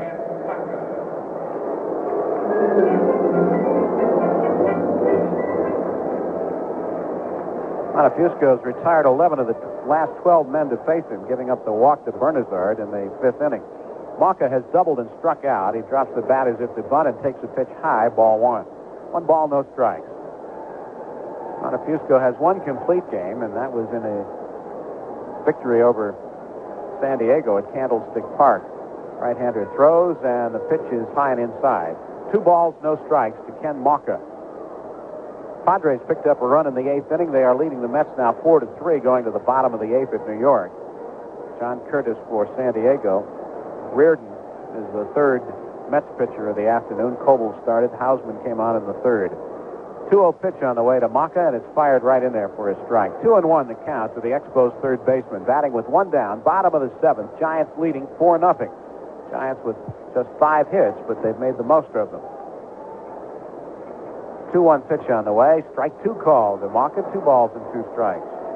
Montefusco got that up a little bit and in, but it was in the strike zone. 2-2. Cincinnati leads the Cubs 3-2, going to the bottom of the 8th at Cincinnati. Here is the 2-2 pitch on the way. Strike 3 called. Another strikeout for Montefusco. 11 strikeouts for the Giants right-hander. Second baseman, Tony Bernazard. And I said earlier that it just looks to me as if the Expos are taking too many pitches. And this is so often the case when a club is not scoring runs. Here's Tony Bernazard, who looks at a pitch, and that's in there for a strike. Expos have scored only 5 runs in 47 innings. Montefusco throws again, and Bernazard check swing, ground ball wide of short. Lemaster comes up throwing on to first, not in time. Ball rolls to short right field, but Bernazard remains in first base. That is going to be a base hit for Bernazard. It was a slicing ground ball away from the shortstop Lemaster, who backhanded it and threw off balance. He threw low. McCovey couldn't come up with it, but it didn't matter. Bernazard beat it out. We're going to have a pinch hitter. Roland Office is going to bat for Steve Rogers. Now, that was only the 3rd hit off Montefusco, and it keeps the inning alive. Roland Office will bat.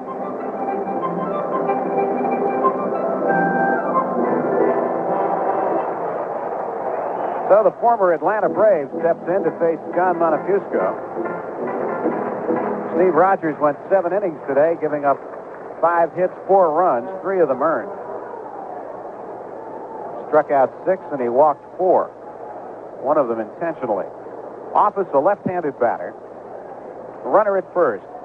Giants leading 4-0. We're in the bottom of the 7th. Montefusco throws, and Roland Office looks at a strike. Office has not played much with his ball club. In fact, a lot of people wondered that's what they had in mind for him, especially after LaFleur came here. Here's the pitch, and Office takes low and outside.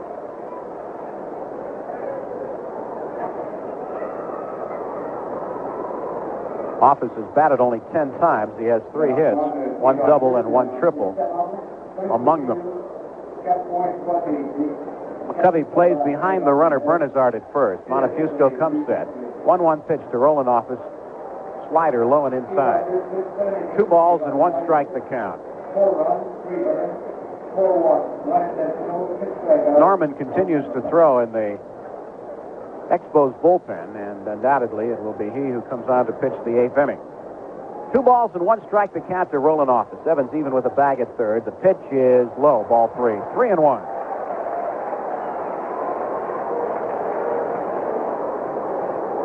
Giants and the Expos in the first of 2. Montefusco, after getting Cromartie on a ground ball to open the inning, had a called third strike past Maka. And Bernazard gets the infield hit. Now he's behind 3 balls, 1 strike to Office and throws, and the pitch is low, ball 4. So Bernazard moves to second. Roland Office pinch hitting for Steve Rogers draws a walk. 3rd walk given up by Montefusco. And that'll bring up the top of the order, Ron LaFleur.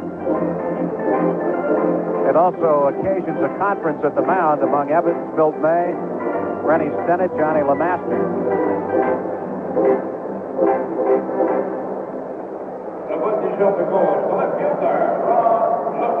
Ron LaFleur is looking for his first hit of the afternoon. He has twice hit the ball in the air to center field, and on both occasions it's been caught by Billy North. And in between those trips to the plate, he also struck out. Batting here now with Bernazard at second and Office at first. 2 away, bottom of the 7th. Montefusco throws, and the pitch is in there for a strike.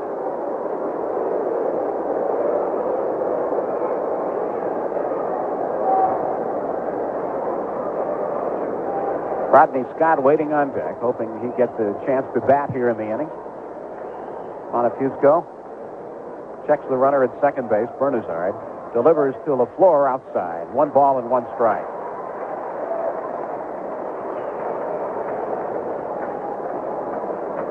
Expos managed to get 2 men on base in the 2nd inning with 2 outs. Montefusco struck out Rogers to end that threat. Now the 1-1 pitch on the way, and this is in the dirt. Scooped up by Milt May. 2 balls and 1 strike. Giants have some action going in their bullpen right now as Greg Minton begins heating up. Montefusco in trouble here in the 7th inning with runners at first and second.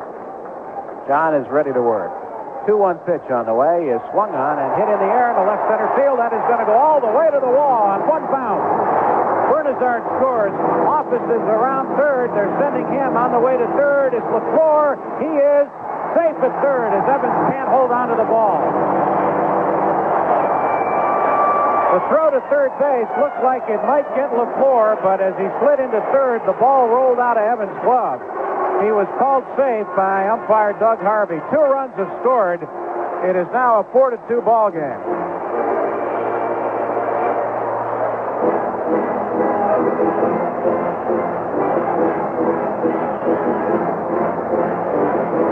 Dave Bristol now is making his way to the mound. The tying run is at the plate. So the 2 runs that the Giants scored in the top half of the inning proved to be very necessary, because without them we'd have a tie ball game right now, and the Expos would have the lead run at third. But as it is, the Giants are still leading 4-2, and the tying run is at the plate. Well, the call has gone out to the bullpen. Dave Bristol has decided that Montefusco has gone far enough. So the call has gone out to the bullpen. We have a break in the action here at Olympic Stadium in Montreal. The score is the Giants 4, the Expos 2. We'll be back in just a moment. Well, Greg Minton takes over for John Montefusco here in the bottom of the 7th inning. With a runner at third and 2 outs. Montefusco goes 6 2/3 today. Gives up 4 hits. So far, he has allowed 2 runs. Struck out 11. And he walked 3.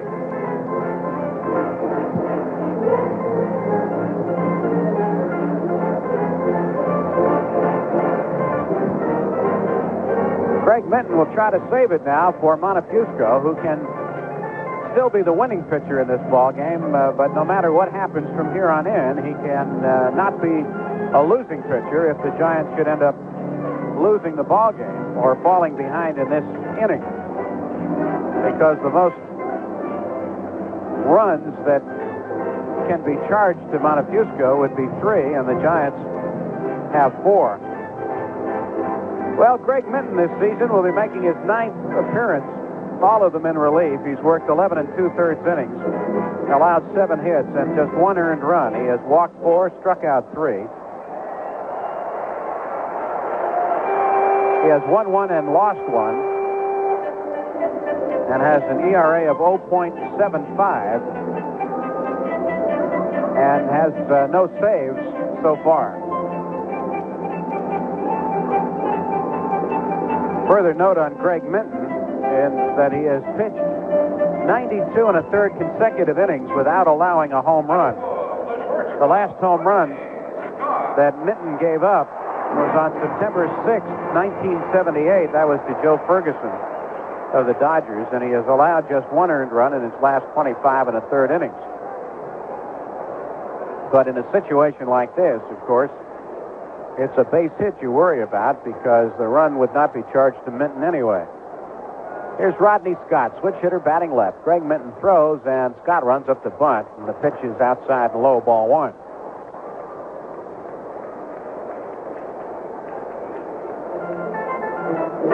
The only statistic that really matters in a case like this, where you come in with men on base, are base hits. Earned runs only matter if you pitch over, of course, a 2, 3, 4 innings. Minton looks at third, comes to the plate, and Scott takes a strike. 1 ball and 1 strike the count. So the Expos, after 2 out and nobody on, Bernazard beats out that infield hit to deep short. Keep the inning going, and then the walk to pinch hitter Roland Office set it up for LaFleur's 2-run triple. LaFleur runs down the line at third. The pitch to Scott is inside. It backs him away from the inside portion of the plate.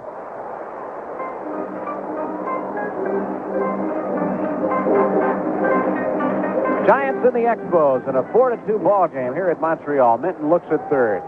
He winds and throws to Scott, and the pitch misses outside. 3 balls and 1 strike. Remember, Rodney Scott represents the tying run. Giants want more action going in their bullpen. There's nobody throwing right now, but there will be somebody momentarily. Looks like Al Holland is making his way down there. Scott standing in with a count of 3 balls and 1 strike. Minton kicks and throws, and the pitch is low, ball 4. The tying run is on. And the batter will be Andre Dawson. So Minton surrenders a walk to the first man he faces, and Dave Bristol is on his way to the mound right now. Giant skipper walking ever so slowly as he gets out there to talk with Minton.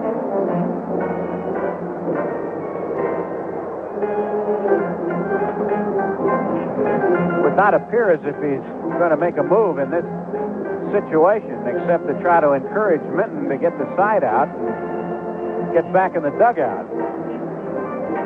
Bristol now departs, but before he does, he has a look down at his bullpen, where right-hander Randy Moffett and left-hander Al Holland are throwing. Andre Dawson is the batter. Dawson has been up 3 times. He singled, was hit with a pitch, and struck out.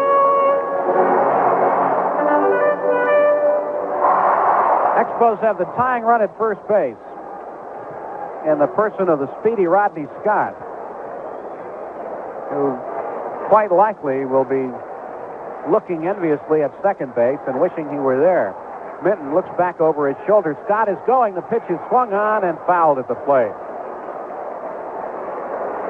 Well, no, he wasn't fouled. It was a swing and a miss. And Scott has stolen second base with no throw. The way May had responded, it appeared as if the ball was fouled straight down, but it was a swing and a miss. So Scott has stolen second base.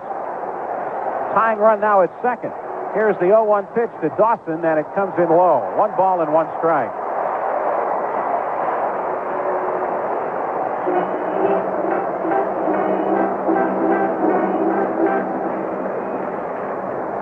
With Scott running on the pitch and the swing and the miss, May did not come up even to bluff a throw. Runners with their leads. The pitch to Dawson is swung on and grounded wide to third. Foul ball down the left field line. Hit the ball sharply, but he pulled it too much outside the line. 1 ball and 2 strikes the count to Dawson. So Scott makes second base with ease.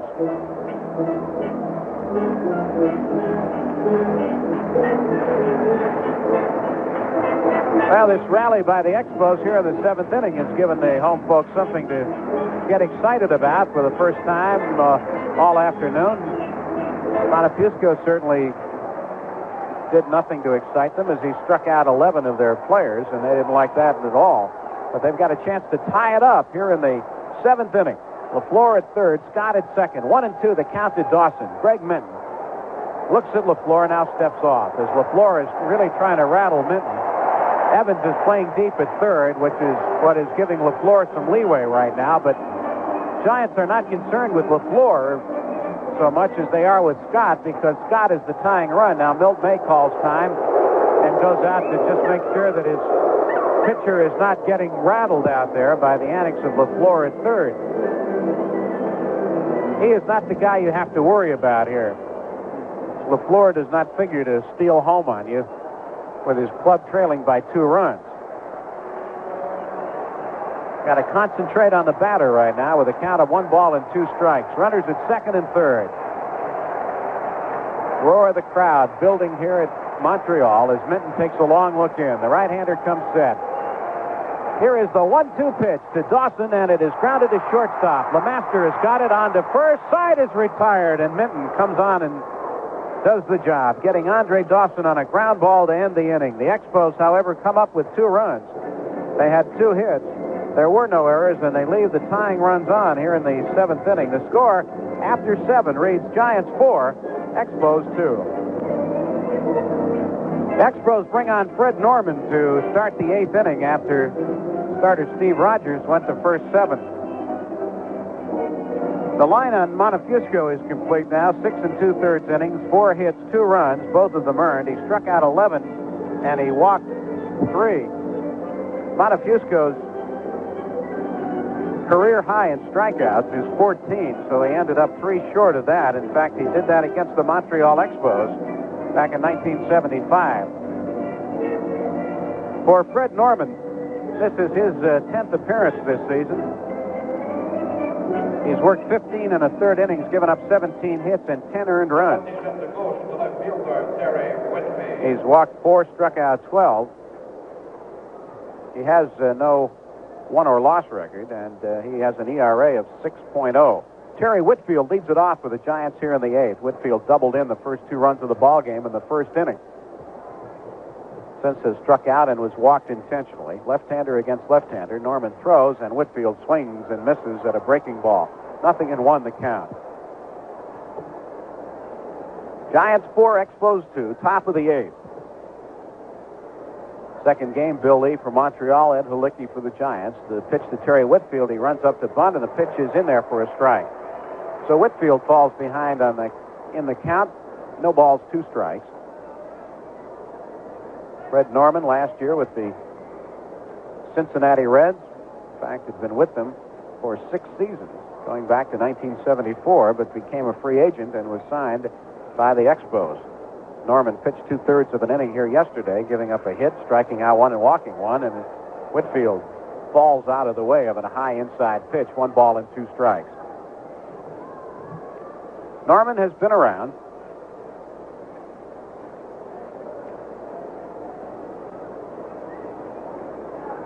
"37 years old.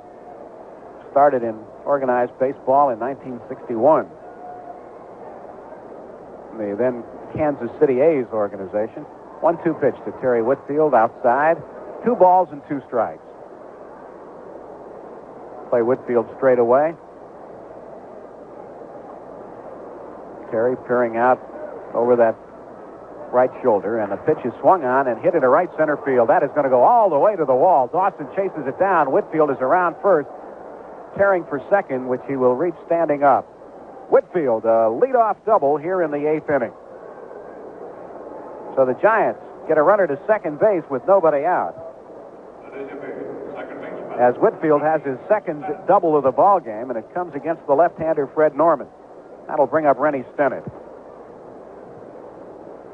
Well, as the Giants found out in the 7th inning, they can need all the runs they can get.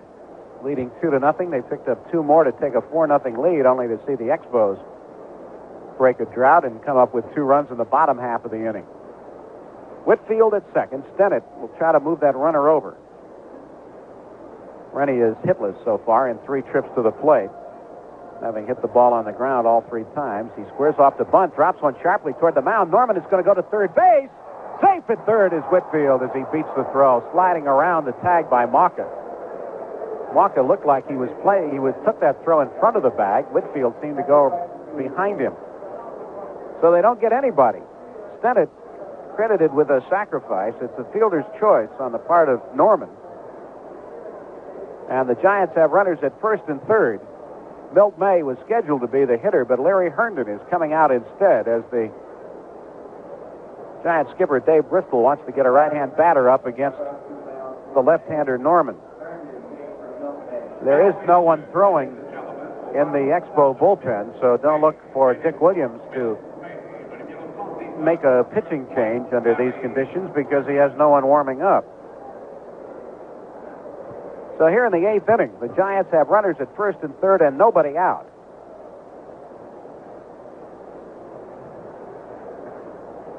Situation in which you have to score a run. Doesn't mean you will. But if you're going to win ball games, you've got to score in situations like this. Now Sosa has begun to... Let me check. See who that is. It may not be Sosa. There is a right-hander throwing. Here is the pitch to Herndon, who swings and misses. Might be Dale Murray. I believe that's who it is. They reach over and get Lindsay's binoculars here. That is Dale Murray, a right-hander in the Expo bullpen. The count to Herndon, no balls and a strike. Larry batting .246. Has 16 hits this year. Runners with their leads, and the pitch to Herndon floats high and outside. Ball 1. 1 ball and 1 strike.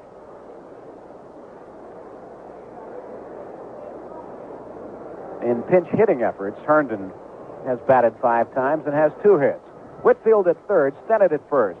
Norman with a move to first base, and Stennett gets back. Shortstop and second baseman are playing up.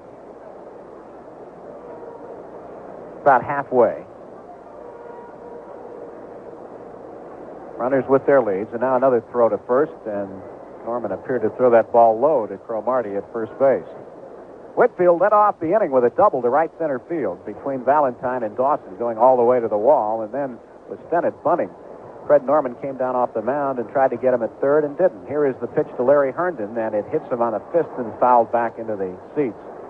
Ball was riding inside to Herndon, who tried to pull out of the way of the ball, but it hit off the handle of the bat. 1 ball and 2 strikes. The thing Norman would like to accomplish in this situation is to strike Herndon out and then set things up for the double play. Herndon has struck out 10 times,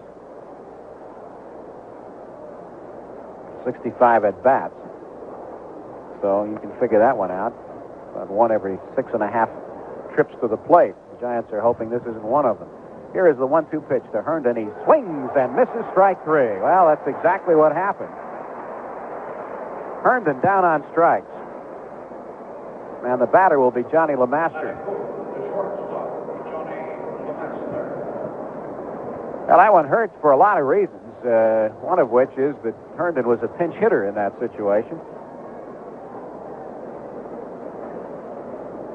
And, of course, with a runner at third and nobody out, you're looking for the fly ball. Also hurts from the standpoint that you had the percentages in your favor with the right-handed batter against the left-handed pitcher. LeMaster has one hit in 3 trips. He hit a drive off the glove of third baseman Maka down the left field line for 2 bases his last time up. Now Dick Williams has called time and is headed for the mound. And he's going to go to the bullpen. Well, he was waiting for Murray to get some more time to warm up, apparently, because they let LeMaster get to the plate after Herndon had headed back to the dugout, and rather than making his move immediately, Dick Williams was going to kill a little bit of time, wait for LeMaster to get set, and then come in and make a pitching change. So that's exactly what we have, and Fred Norman is through for this ball game after striking out Herndon. So Norman goes 1/3 of an inning, giving up 1 hit. He's responsible for the runners on base. He struck out 1 and walked none. And right-hander Dale Murray makes his way in from the bullpen.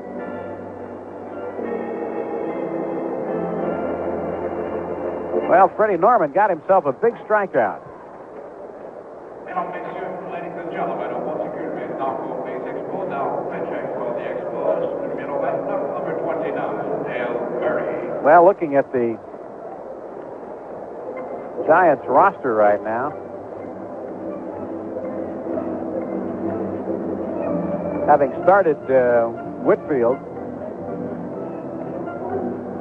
there is no left-hand hitter available. If the Giants wanted to put up a left-handed batter for LeMaster in this situation, starting Whitfield and Milt May, he had his left-handed batters in the ball game. Roger Metzger, of course, could swing from either side of the plate, but it is likely in this case that LeMaster will stay in and bat. Dale Murray, the 3rd Expo pitcher of the afternoon, is making his 7th appearance of the season, all of them in relief. He's pitched 11 in the 3rd innings, given up 17 hits and 6 earned runs. He's thrown 2 home run balls. He's walked 3, struck out 4. Does not have a save. He has won none and lost none and has an ERA of 4.91. On the scoreboard in the American League, going to the bottom of the 8th inning at Toronto, it is the Blue Jays 6 and the Cleveland Indians 5.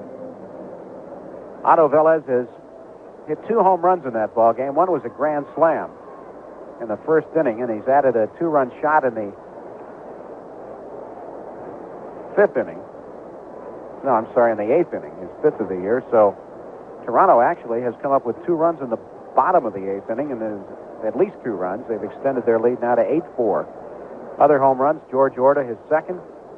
Toby Harrah, his 1st. Gary Alexander, his 1st. Here's LeMaster. Dale Murray throws. LeMaster swings and doesn't get it. Milwaukee 4, Chicago 1 after 5 innings at Chicago. Yankees lead Minnesota 7-0 after 3.5. Reggie's homered in that ball game. Whitfield off 3rd. LeMaster swings and hits one into short center field, and it's going to drop for a base hit, fielded by Andre Dawson, who's going to throw to the plate, but they won't get Whitfield. Whitfield held up at 3rd base as that ball was hit into center field. He thought perhaps that Dawson might be able to catch it. And the ball dropped in front of him, and on that AstroTurf, of course, it gets out there in a hurry, and Dawson actually thought he had a play at the plate, but Whitfield came in. The throw was high, and Whitfield scores. LeMaster has a run batted in, and the Giants now lead 5-2 with runners at 1st and 2nd. That run is charged to Fred Norman. Base hit given up by Murray, so LeMaster comes through with a clutch hit on an 0-1 pitch, singling to center field. Stennett goes to 2nd base. And Greg Minton is going to bat. Pitcher, Greg Minton. Well, this is a sight one does not often see. Minton's case, they haven't seen it all year. It's the first time he's batted this season. Left-handed batter. Murray throws. Minton drops a bunt out in front of the plate. Is it a fair ball or not? What have they called it? Foul ball.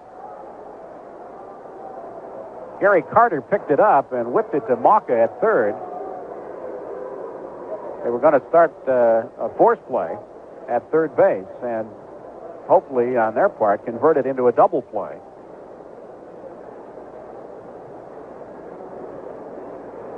Certainly had Carter confused, and as he thought there was an out recorded at third base before any foul designation was recorded. Runners lead away. Stennett off second. Minton takes a pitch high and inside, attempting to bunt. Carter came up bluffing, looking to second base to keep Stennett closer to the bag.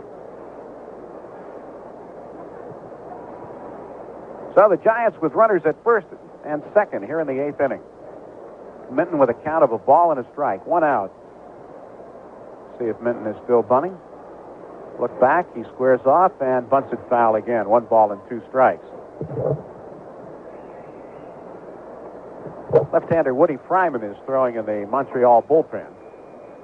Giants 5, Expos 2. John Montefusco started.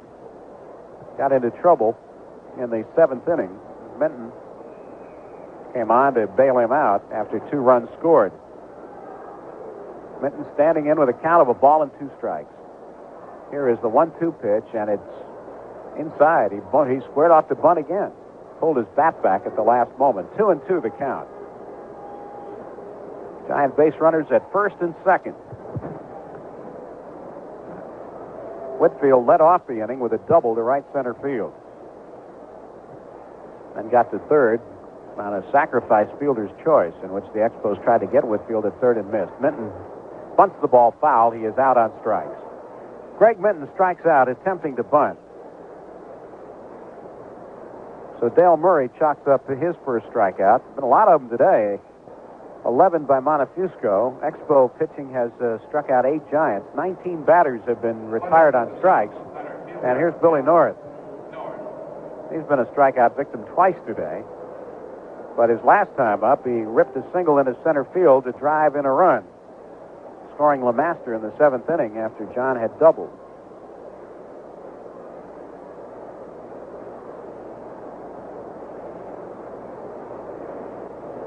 Dale Murray, the right-hander who is in his second tour of duty with the Expos, having gone to the Mets in between, throws to Billy North, and he looks at a ball down low. 1 ball and no strikes.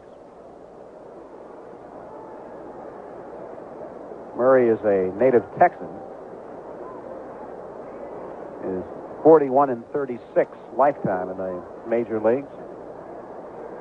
Had a brief tour of duty at Cincinnati in '77, where he won 7 and lost 2. Stennett walks off second, LeMaster off first. North with a count of a ball and no strikes. Murray from the stretch comes to the plate, and Billy swings and fouls it. Ball trickles back behind home plate. 1 ball and 1 strike. Kansas City 4, Boston nothing after 4 innings at KC. Detroit failed to score in the first inning at Oakland. Milt Wilcox against Rick Langford in that game. Murray taking a long look in now at catcher Gary Carter. North waiting. 1-1 pitch on the way is high and away. Missed badly. 2 balls and a strike. First game is over at New York. San Diego defeated the New York Mets 4-3. Cincinnati beat the Cubs 3-2 in the first of a doubleheader at Cincinnati. A lot of doubleheaders today. Here's the pitch to Billy North, and that misses outside. 3 balls and 1 strike is the count. Darrell Evans on deck. 2 out. We're in the 8th inning of the opener of this doubleheader. And the Giants, hoping to make it 2 in a row over the Expos, are leading 5-2. Murray looks back, throws to Billy North, who swings and fouls it out of play. Count now is full. 3 balls and 2 strikes. Philadelphia got 4 runs in the 6th inning. Home runs by Lazinski and Boone, but they still trail the Dodgers 9-4 going to the 7th. Pittsburgh leads Atlanta 6-3 after 4.5. Houston 3-1 over the Cardinals after 5. North steps out. 3 balls and 2 strikes the count. 2 outs.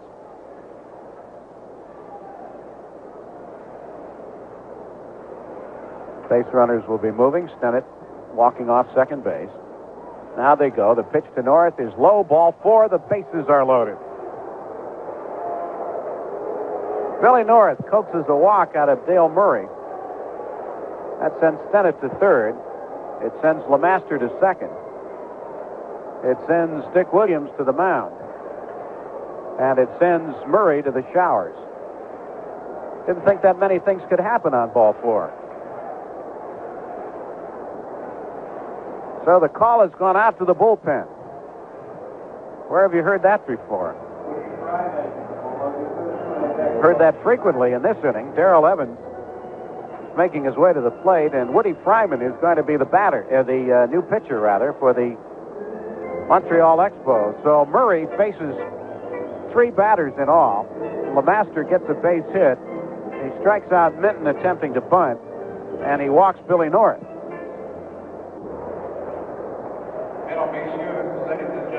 So the left-hander Woody Fryman will come in.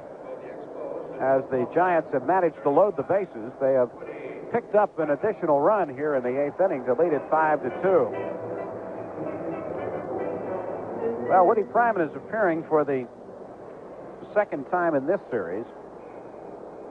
He pitched here Friday afternoon. He worked a third of an inning. In the Expos victory over the Giants 4-3, a game that was eventually won by Stan Bonson, who got credit for the victory when the Expos scored a run in the bottom of the 9th inning. But Fryman came in and made an important contribution.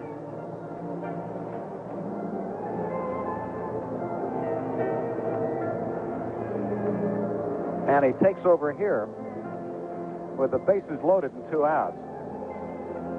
39-year-old left-hander, at least 39. Lindsay was saying the other day, nobody's quite sure just how old he is. And he's appearing in his 8th ball game this year, but he has worked only 3 2/3 innings, given up 6 hits. He is 0-1, but he has 2 saves. So the Giants jumped out in front 2-0 this afternoon with 2 out and nobody on in the first inning. Jack Clark and Willie McCovey were issued back-to-back walks by starter Steve Rogers, and then Terry Whitfield scored both of them, hitting a 3-2 pitch all the way to the wall in right center field. Stayed 2-0 until the 7th, when the Giants added 2 more. A double by LeMaster, a single by Billy North.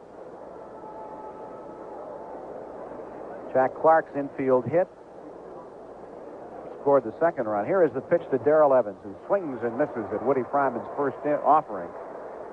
After the Giants went on top 4-0, the Expos came back. Base hit by Bernazard, a walk to Office, and a 2-run double by Ron LaFleur. Stennett at third, LeMaster at second, North at first. 0-1 the count to Darrell Evans. Whitfield came bluffing down the line at third, but time was out as Evans had stepped out to get something out of his eye. Fryman from the full windup throws to Darrell Evans, high and inside. Did it hit him? I believe it did. Evans is hit with the pitch. As he fell away from it, it looked like it may have hit him on the shoulder. Associate trainer Perry Archibald is out to look at Darrell Evans. He's holding his wrist. It appears now to have hit him in the area of the wrist, but the Giants get another run as Woody Fryman comes in with the bases loaded and hits Darrell Evans with a pitch. Tough way to get an RBI, but if I know ball players, they'll take them any way they can get them. Stennett comes in to score from third base. LeMaster goes from second to third. North moves to second, and Evans is on at first. The bases remain loaded, and the Giants have picked up their 6th run of the ball game. As I recall, this is only the second time all season that the Giants have scored more than 5 in a game. And the most they scored was 7 in the home opener at Candlestick Park, which they won 7-3 over the San Diego Padres. So Rennie Stennett comes in to score from third base.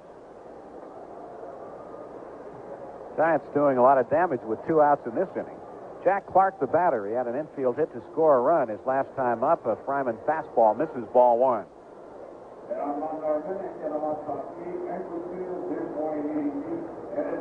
The windup in the pitch to Jack Clark is hit in the air down the left field line. It's going to go all the way to the wall. LeMaster is in to score. Billy North comes in to score. Evans goes into third. Clark goes into second. It's a double. 2 more runs are home. The Giants lead it 8-2. Jack Clark ripped one all the way to the wall. A line drive on 1 hop. So the Giants come up with 4 big ones here in the 8th inning. 3rd run batted in of the afternoon for Clark.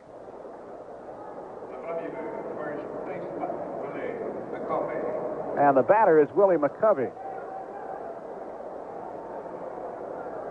Runners at 2nd and 3rd. Fryman throws to McCovey, who swings and misses. McCovey has walked and scored a run, struck out, grounded out, and flied to left field. Evans at 3rd, Clark at 2nd. Here is the pitch to McCovey, and this ball is hit to second base on a bounce where Bernazard has got it. He goes to Cromartie. The side is retired. The Giants send 9 men to the plate in the 8th inning. 4 of them score. There were 3 hits. There were no errors, and there were 2 left. And the score after 7.5 now reads the Giants 8 and the Expos 2. As we go to the bottom of the 8th inning, Mike Sadek has come in to catch for the Giants after Larry Herndon pinch hit for Milt May. So Sadek takes over behind the plate. For the Expos, Ellis Valentine will lead off the inning. Now the Giants came up with 4 runs in that 8th inning.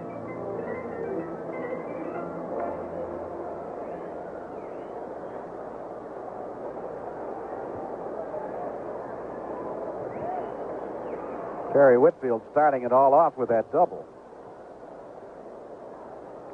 Ellis Valentine standing in as Greg Minton, the 2nd Giant pitcher of the afternoon, throws, and the ball is hit foul back and out of play.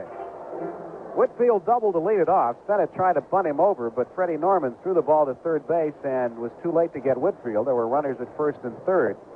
Larry Herndon then struck out. Johnny LeMaster came through with a base hit to score Whitfield. Minton kicks and throws, and the ball is hit sharply to LeMaster, who stays down on it, comes up throwing to first to McCovey for the out. 1 away. Valentine out 6-3, and the batter will be Gary Carter. With runners at 1st and 2nd, Greg Minton attempting to bunt, struck out. Bill North walked to load the bases. Woody Fryman came in to pitch to Darrell Evans and hit Evans with a pitch, forcing home Stennett with the 2nd run of the inning. And then with runners at 2nd and 3rd, Jack Clark doubled to drive home North and LeMaster. Gary Carter, the batter, is 0 for 3. Greg Minton throws, and the ball is hit into left center field. That is going to drop for a base hit. Backhanded by Billy North, who throws all the way back to first base to McCovey. Carter had taken a big turn around the bag, and Billy North tried to catch him napping by uncorking a long throw to McCovey at first base. So Gary Carter has a base hit. That is only the 5th for the Expos this afternoon, and the batter will be Warren Cromartie. Expos playing without 3rd baseman Larry Parrish, who was hit with a pitch yesterday, and although x-rays of his wrist proved negative, he is going to miss 2 or 3 days. Evans playing up at 3rd. McCovey behind the runner at 1st. The pitch to Cromartie is high, ball 1. Cromartie lined to 1st. He was called out on strikes and grounded to second base. Bottom of the 8th inning. Giants 8 runs, 8 hits. Expos 2 runs, 5 hits. Minton over the shoulder look at 1st. Comes to Cromartie, who swings and hits it back to Minton. He goes to LeMaster on 1 bounce for the 1st out. Back to McCovey, not in time. So they get the lead runner, Gary Carter, at second base. That was not a particularly good throw on the part of Greg Minton, but LeMaster made a fine play. That's a tough play to make with a runner bearing down on you, and LeMaster hung in there, standing there at second base, waiting a throw and waiting the arrival of a runner at the same time, and the throw is low. That's not exactly your way to spend a Sunday afternoon, but LeMaster hung in there, and they got the force play. 1-6. So Cromartie reaches, and the batter is Ken Maka. 2 down here in the 8th inning. Maka has doubled and has struck out twice, and the first pitch from Minton is low, ball 1.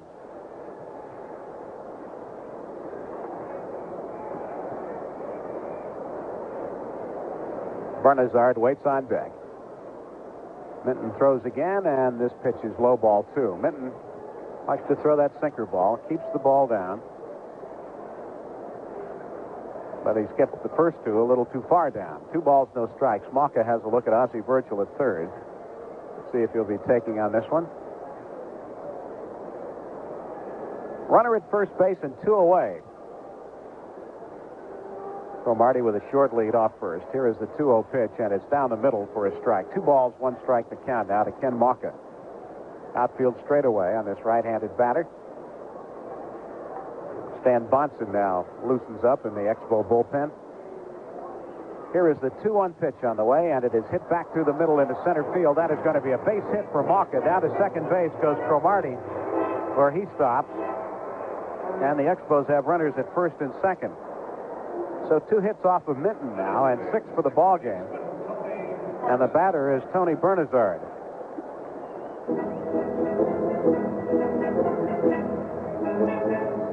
So the Expos try to stir something up here in the bottom of the 8th inning. They're trailing by 6 runs. But they have the kind of a ball club that still has to scare you, even though they have not been scoring a lot of runs recently.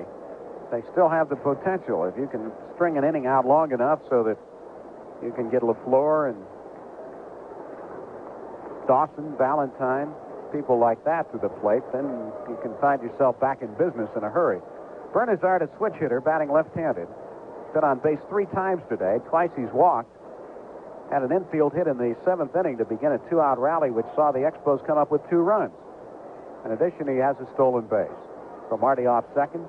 Here is the pitch to Bernazard. Hit in the air into center field. A base hit. North charges. They're waving Cromartie around. Here comes North's throw, and it's nowhere near in time. Cromartie scores. It's an 8-3 ball game. Stopping at second base is Maka.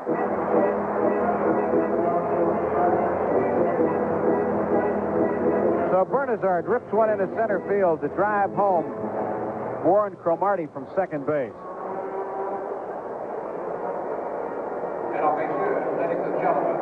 And we're going to have a pinch hitter now. This is Tommy Hutton. Tommy Hutton is going to bat for Woody Fryman. Left-handed batter and a very successful pinch hitter. It's a role that Hutton has filled quite well with this Montreal ball club.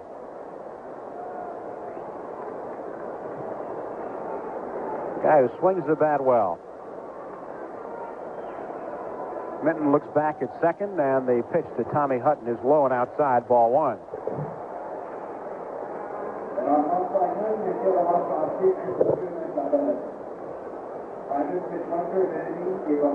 Hutton has been at bat only 8 times this year with 1 hit. Runners with their leads. Maka off of second. The pitch is on the inside corner for a strike. Bernazard is the runner at first. Giants lead 8-3. We're in the bottom of the 8th inning. Left-hander Al Holland, right-hander Randy Moffett throw in the Giants bullpen. There are 2 out.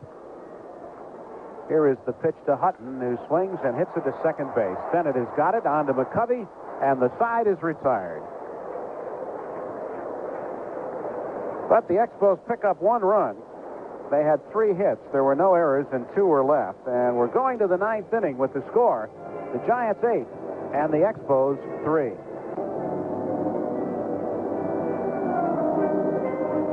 Right-hander Stan Bonson becomes the 5th Montreal pitcher of the afternoon. We're only in the first game of this doubleheader. Rogers started. Norman, Murray, Fryman all in the 8th inning. And Bonson comes out now to pitch the 9th. Stan is in his 9th ball game. He's worked 16 innings, given up 11 hits and 1 earned run. Walked 4, struck out 4. He has won 1 and lost 1. He has no saves and an ERA of 0.56. And as much as the Giants batted around in the 8th inning, the guy who started it all off with that double will lead off for the Giants again. That's Terry Whitfield. Terry is 2 for 3 this afternoon. He has 2 runs batted in and has scored a run.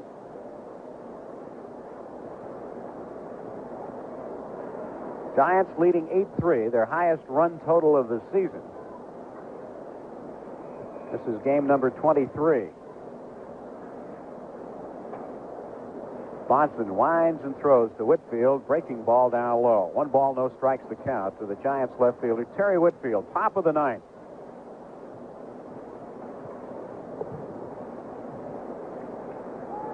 Bonson throws again. Whitfield swings and fouls one back.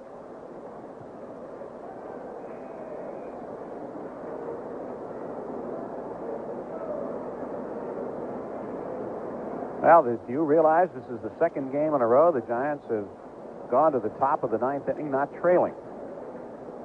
Yesterday they were tied 2-2 and got a run in the 9th inning and won it 3-2. Pitch to Whitfield is swung on and grounded back at first. Big hop into the glove of Cromartie, who races to the bag ahead of Terry for the out. Ball looked like it may have caught a seam and skipped up on Cromartie, but he stayed with it to make the play. 1 away. Batter is Rennie Stennett. Say, did you know that Chevy is building more small Chevys than ever before? That means getting a Chevette may never be easier than right now. Pro basketball action today. The 76ers leading the Lakers 28-26 at the end of the quarter. Rennie Stennett, the batter. Bonson throws, and it's a curveball low and outside, ball 1. Stennett is 0 for 3. He sacrificed his last time up and reached first base when Fred Norman's attempt to get Whitfield at third failed. Here's the pitch to Stennett on the outside corner. 1 ball and 1 strike. Ed Halicki against Bill Lee in the nightcap of this doubleheader.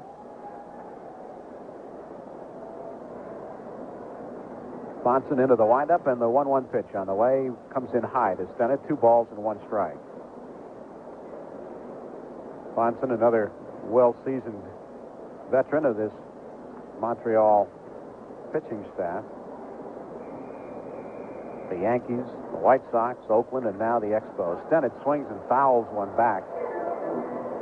Be out of play.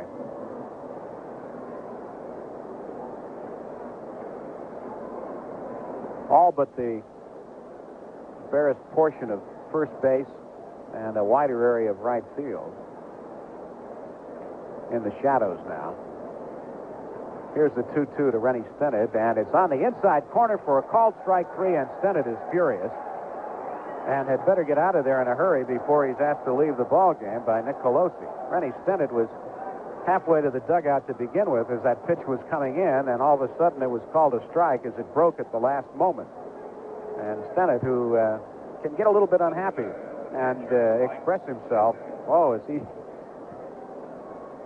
he is furious. He throws his helmet down on the ground. It bounces out, and I have a feeling he's going to start jawing from that dugout unless somebody calms him down. Here is the pitch now to Mike Sadek, and it comes high and inside, ball 1. Stennett's got a little bit of a temper.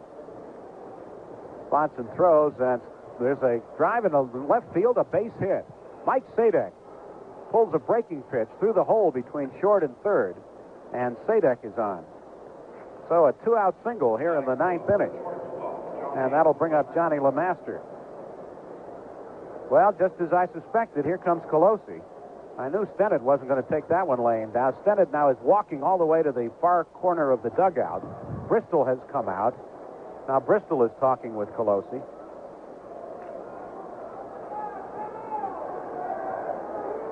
Maybe Bristol is trying to tell him it was somebody else. If that's what he's trying to tell him, I'm not sure I'd believe it.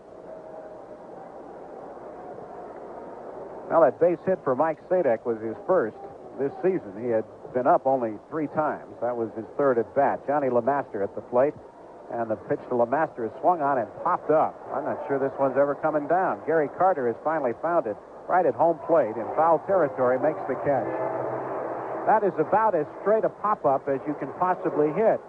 LeMaster didn't move out of the batter's box and came very close to interfering with Gary Carter, and I think they were talking about that after Carter made the catch. At any rate, he's out. No runs, a hit, no errors, and one left. We're going to the bottom of the ninth with the Giants leading the Expos 8-3. An important product bulletin from Chevron USA. Chevron's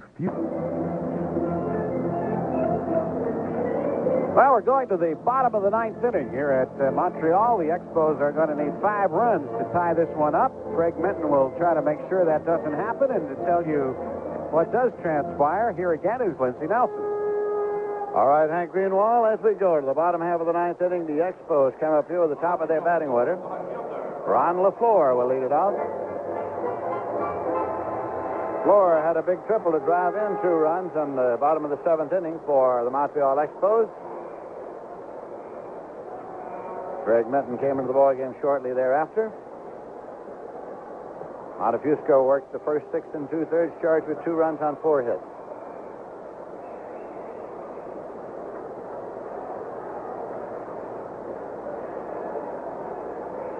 Minton into the motion now, and his pitch is in there for a call strike to the right-hand batting Ron LaFleur. Nobody on, nobody out as we start up here with the bottom half of the 9th inning. First game of a doubleheader at Montreal's Olympic Stadium. Minton again kicks and delivers, and the pitch is low for a ball. It's 1-1.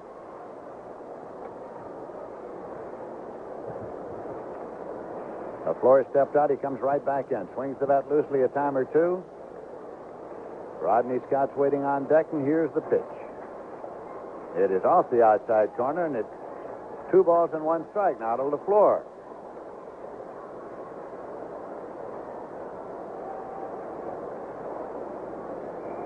Minton rocks and offers 2-1. Swung on and missed. It's 2 balls and 2 strikes now to LaFleur. Pitchers of record right now are the pitchers who started the ball game. John Montefusco is the pitcher of record for the Giants, and Steve Rogers is the pitcher of record for the Montreal Expos.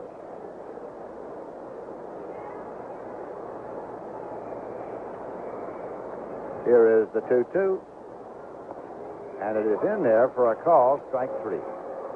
So Minton gets a strikeout, 1 away, and that'll bring up Rodney Scott. Scott has gone 0 for 3 on a walk, has had 1 stolen base. Switch hitter batting left. Stade Olympique scheduled to pitch the second game of the doubleheader here today for the Giants, and Bill Lee for the Montreal Expos. Here's Minton into the motion. Pitch is swung on and missed. It's strike 1. That's the 12th Expo to be set down on strikes. Montefusco getting 11 of them, and 5 of them have been called third strikes.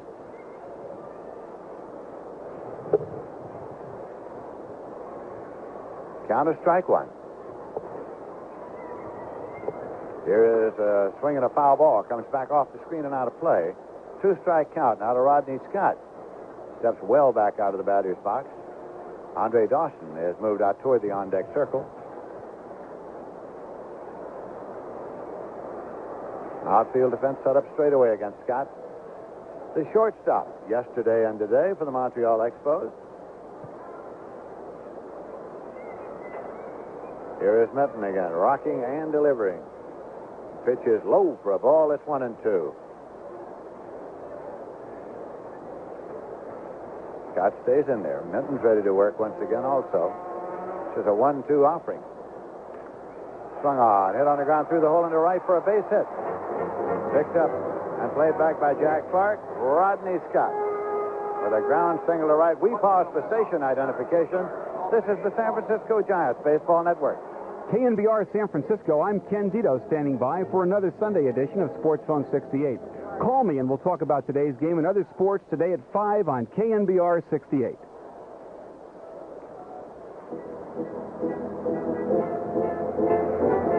This is Lindsey Nelson with Hank Greenwald. We're at Olympic Stadium in Montreal. Giants are leading the Expos in the first game of a doubleheader by a score of 8-3. Montreal's batting the bottom half of the 9th inning. 1 man out with a runner at first, and Andre Dawson is at the plate. Here is a swing and a miss. It's strike 1.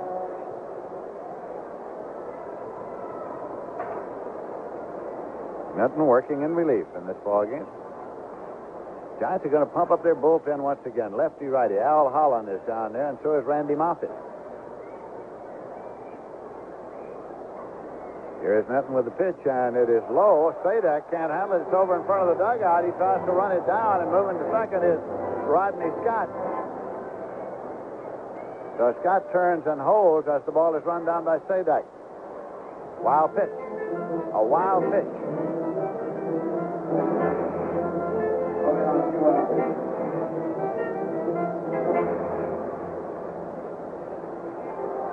That runs the count out to 1-1 now to Andre Dawson.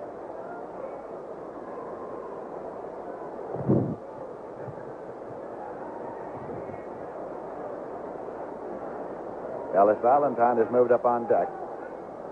Scott leads at second. Minton works off the stretch with a 1-1. Swung on and hit deep to center field, and Billy North goes back to the track and reaches up and drops the ball now. Scott tags and moves on to second, and what's the call going to be? What's the call going to be? Doug Harvey is indicating a call to the plate umpire, and we have confusion now. Dawson went to first and left as Billy North dropped the ball. So had that been the ruling that he dropped it, the Giants would have a play on Scott, who had tagged and moved on around third. So now here comes Dick Williams. If the call is that he caught it, then there'll be two men out, and Scott will be at third base, having tagged and moved over afterwards. Dick Williams now pleads his case to Doug Harvey. If the call is that he held it long enough for the put-out to be accomplished, then there'll be two men out and a runner at third, and that's the call that they're making. They're making the call that Billy North held it long enough. He went around across the warning track, was trying to pull it out of his glove and drop the ball. So Doug Harvey says the batter is out. That's Andre Dawson, who now is repairing to the dugout. Scott tagged at second, moved over after the catch. Two men are out. That'll bring up Ellis Valentine. If the ruling had been that the ball was in play and that he had dropped it, then the Giants would have had a forced play, or rather an appeal play at second base on Scott. They're going to try the appeal play anyway to see if he left too soon. So there goes the throw to second to Stint. It's safe, says the call there. That's just a safety first move. They made the appeal play at second because already Dawson had been called out.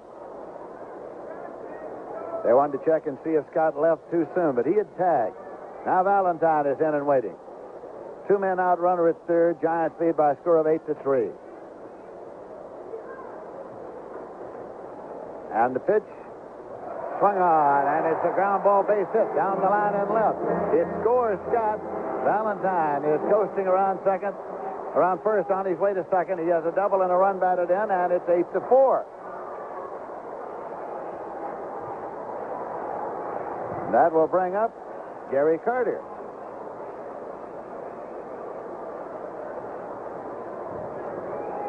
That is the catcher, Gary Carter. The hits are all even in the ball game now at 9 each. Gary Carter coming up, two men out and a runner at second.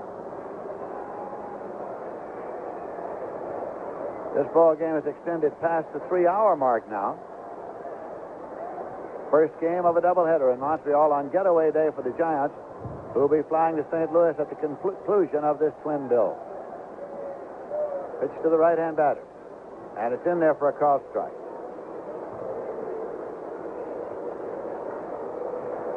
Gary Carter 1 for 4.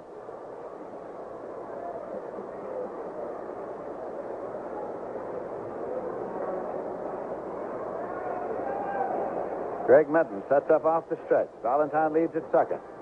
Swing and ground ball to second. Taken by Rennie Stennett. He plays it over to McCovey, and the ball game is over. As the Giants have won the first game of the doubleheader. In the ninth inning, there was one run on two hits, no errors, and one man left. So the Giants have won the first one, and here are the final totals. For the Giants, 8 runs on 9 hits and no errors. For Montreal, 4 runs on 9 hits and 1 error. John Montefusco gets the win. His second, he's won 2 and lost 3. He pitched 6 2/3, and in that time he struck out 11 and walked 3. And Steve Rogers started and took the loss. He is also 2 and 3 for the Montreal Expos. Once again, the final score, Giants 8, Montreal 4.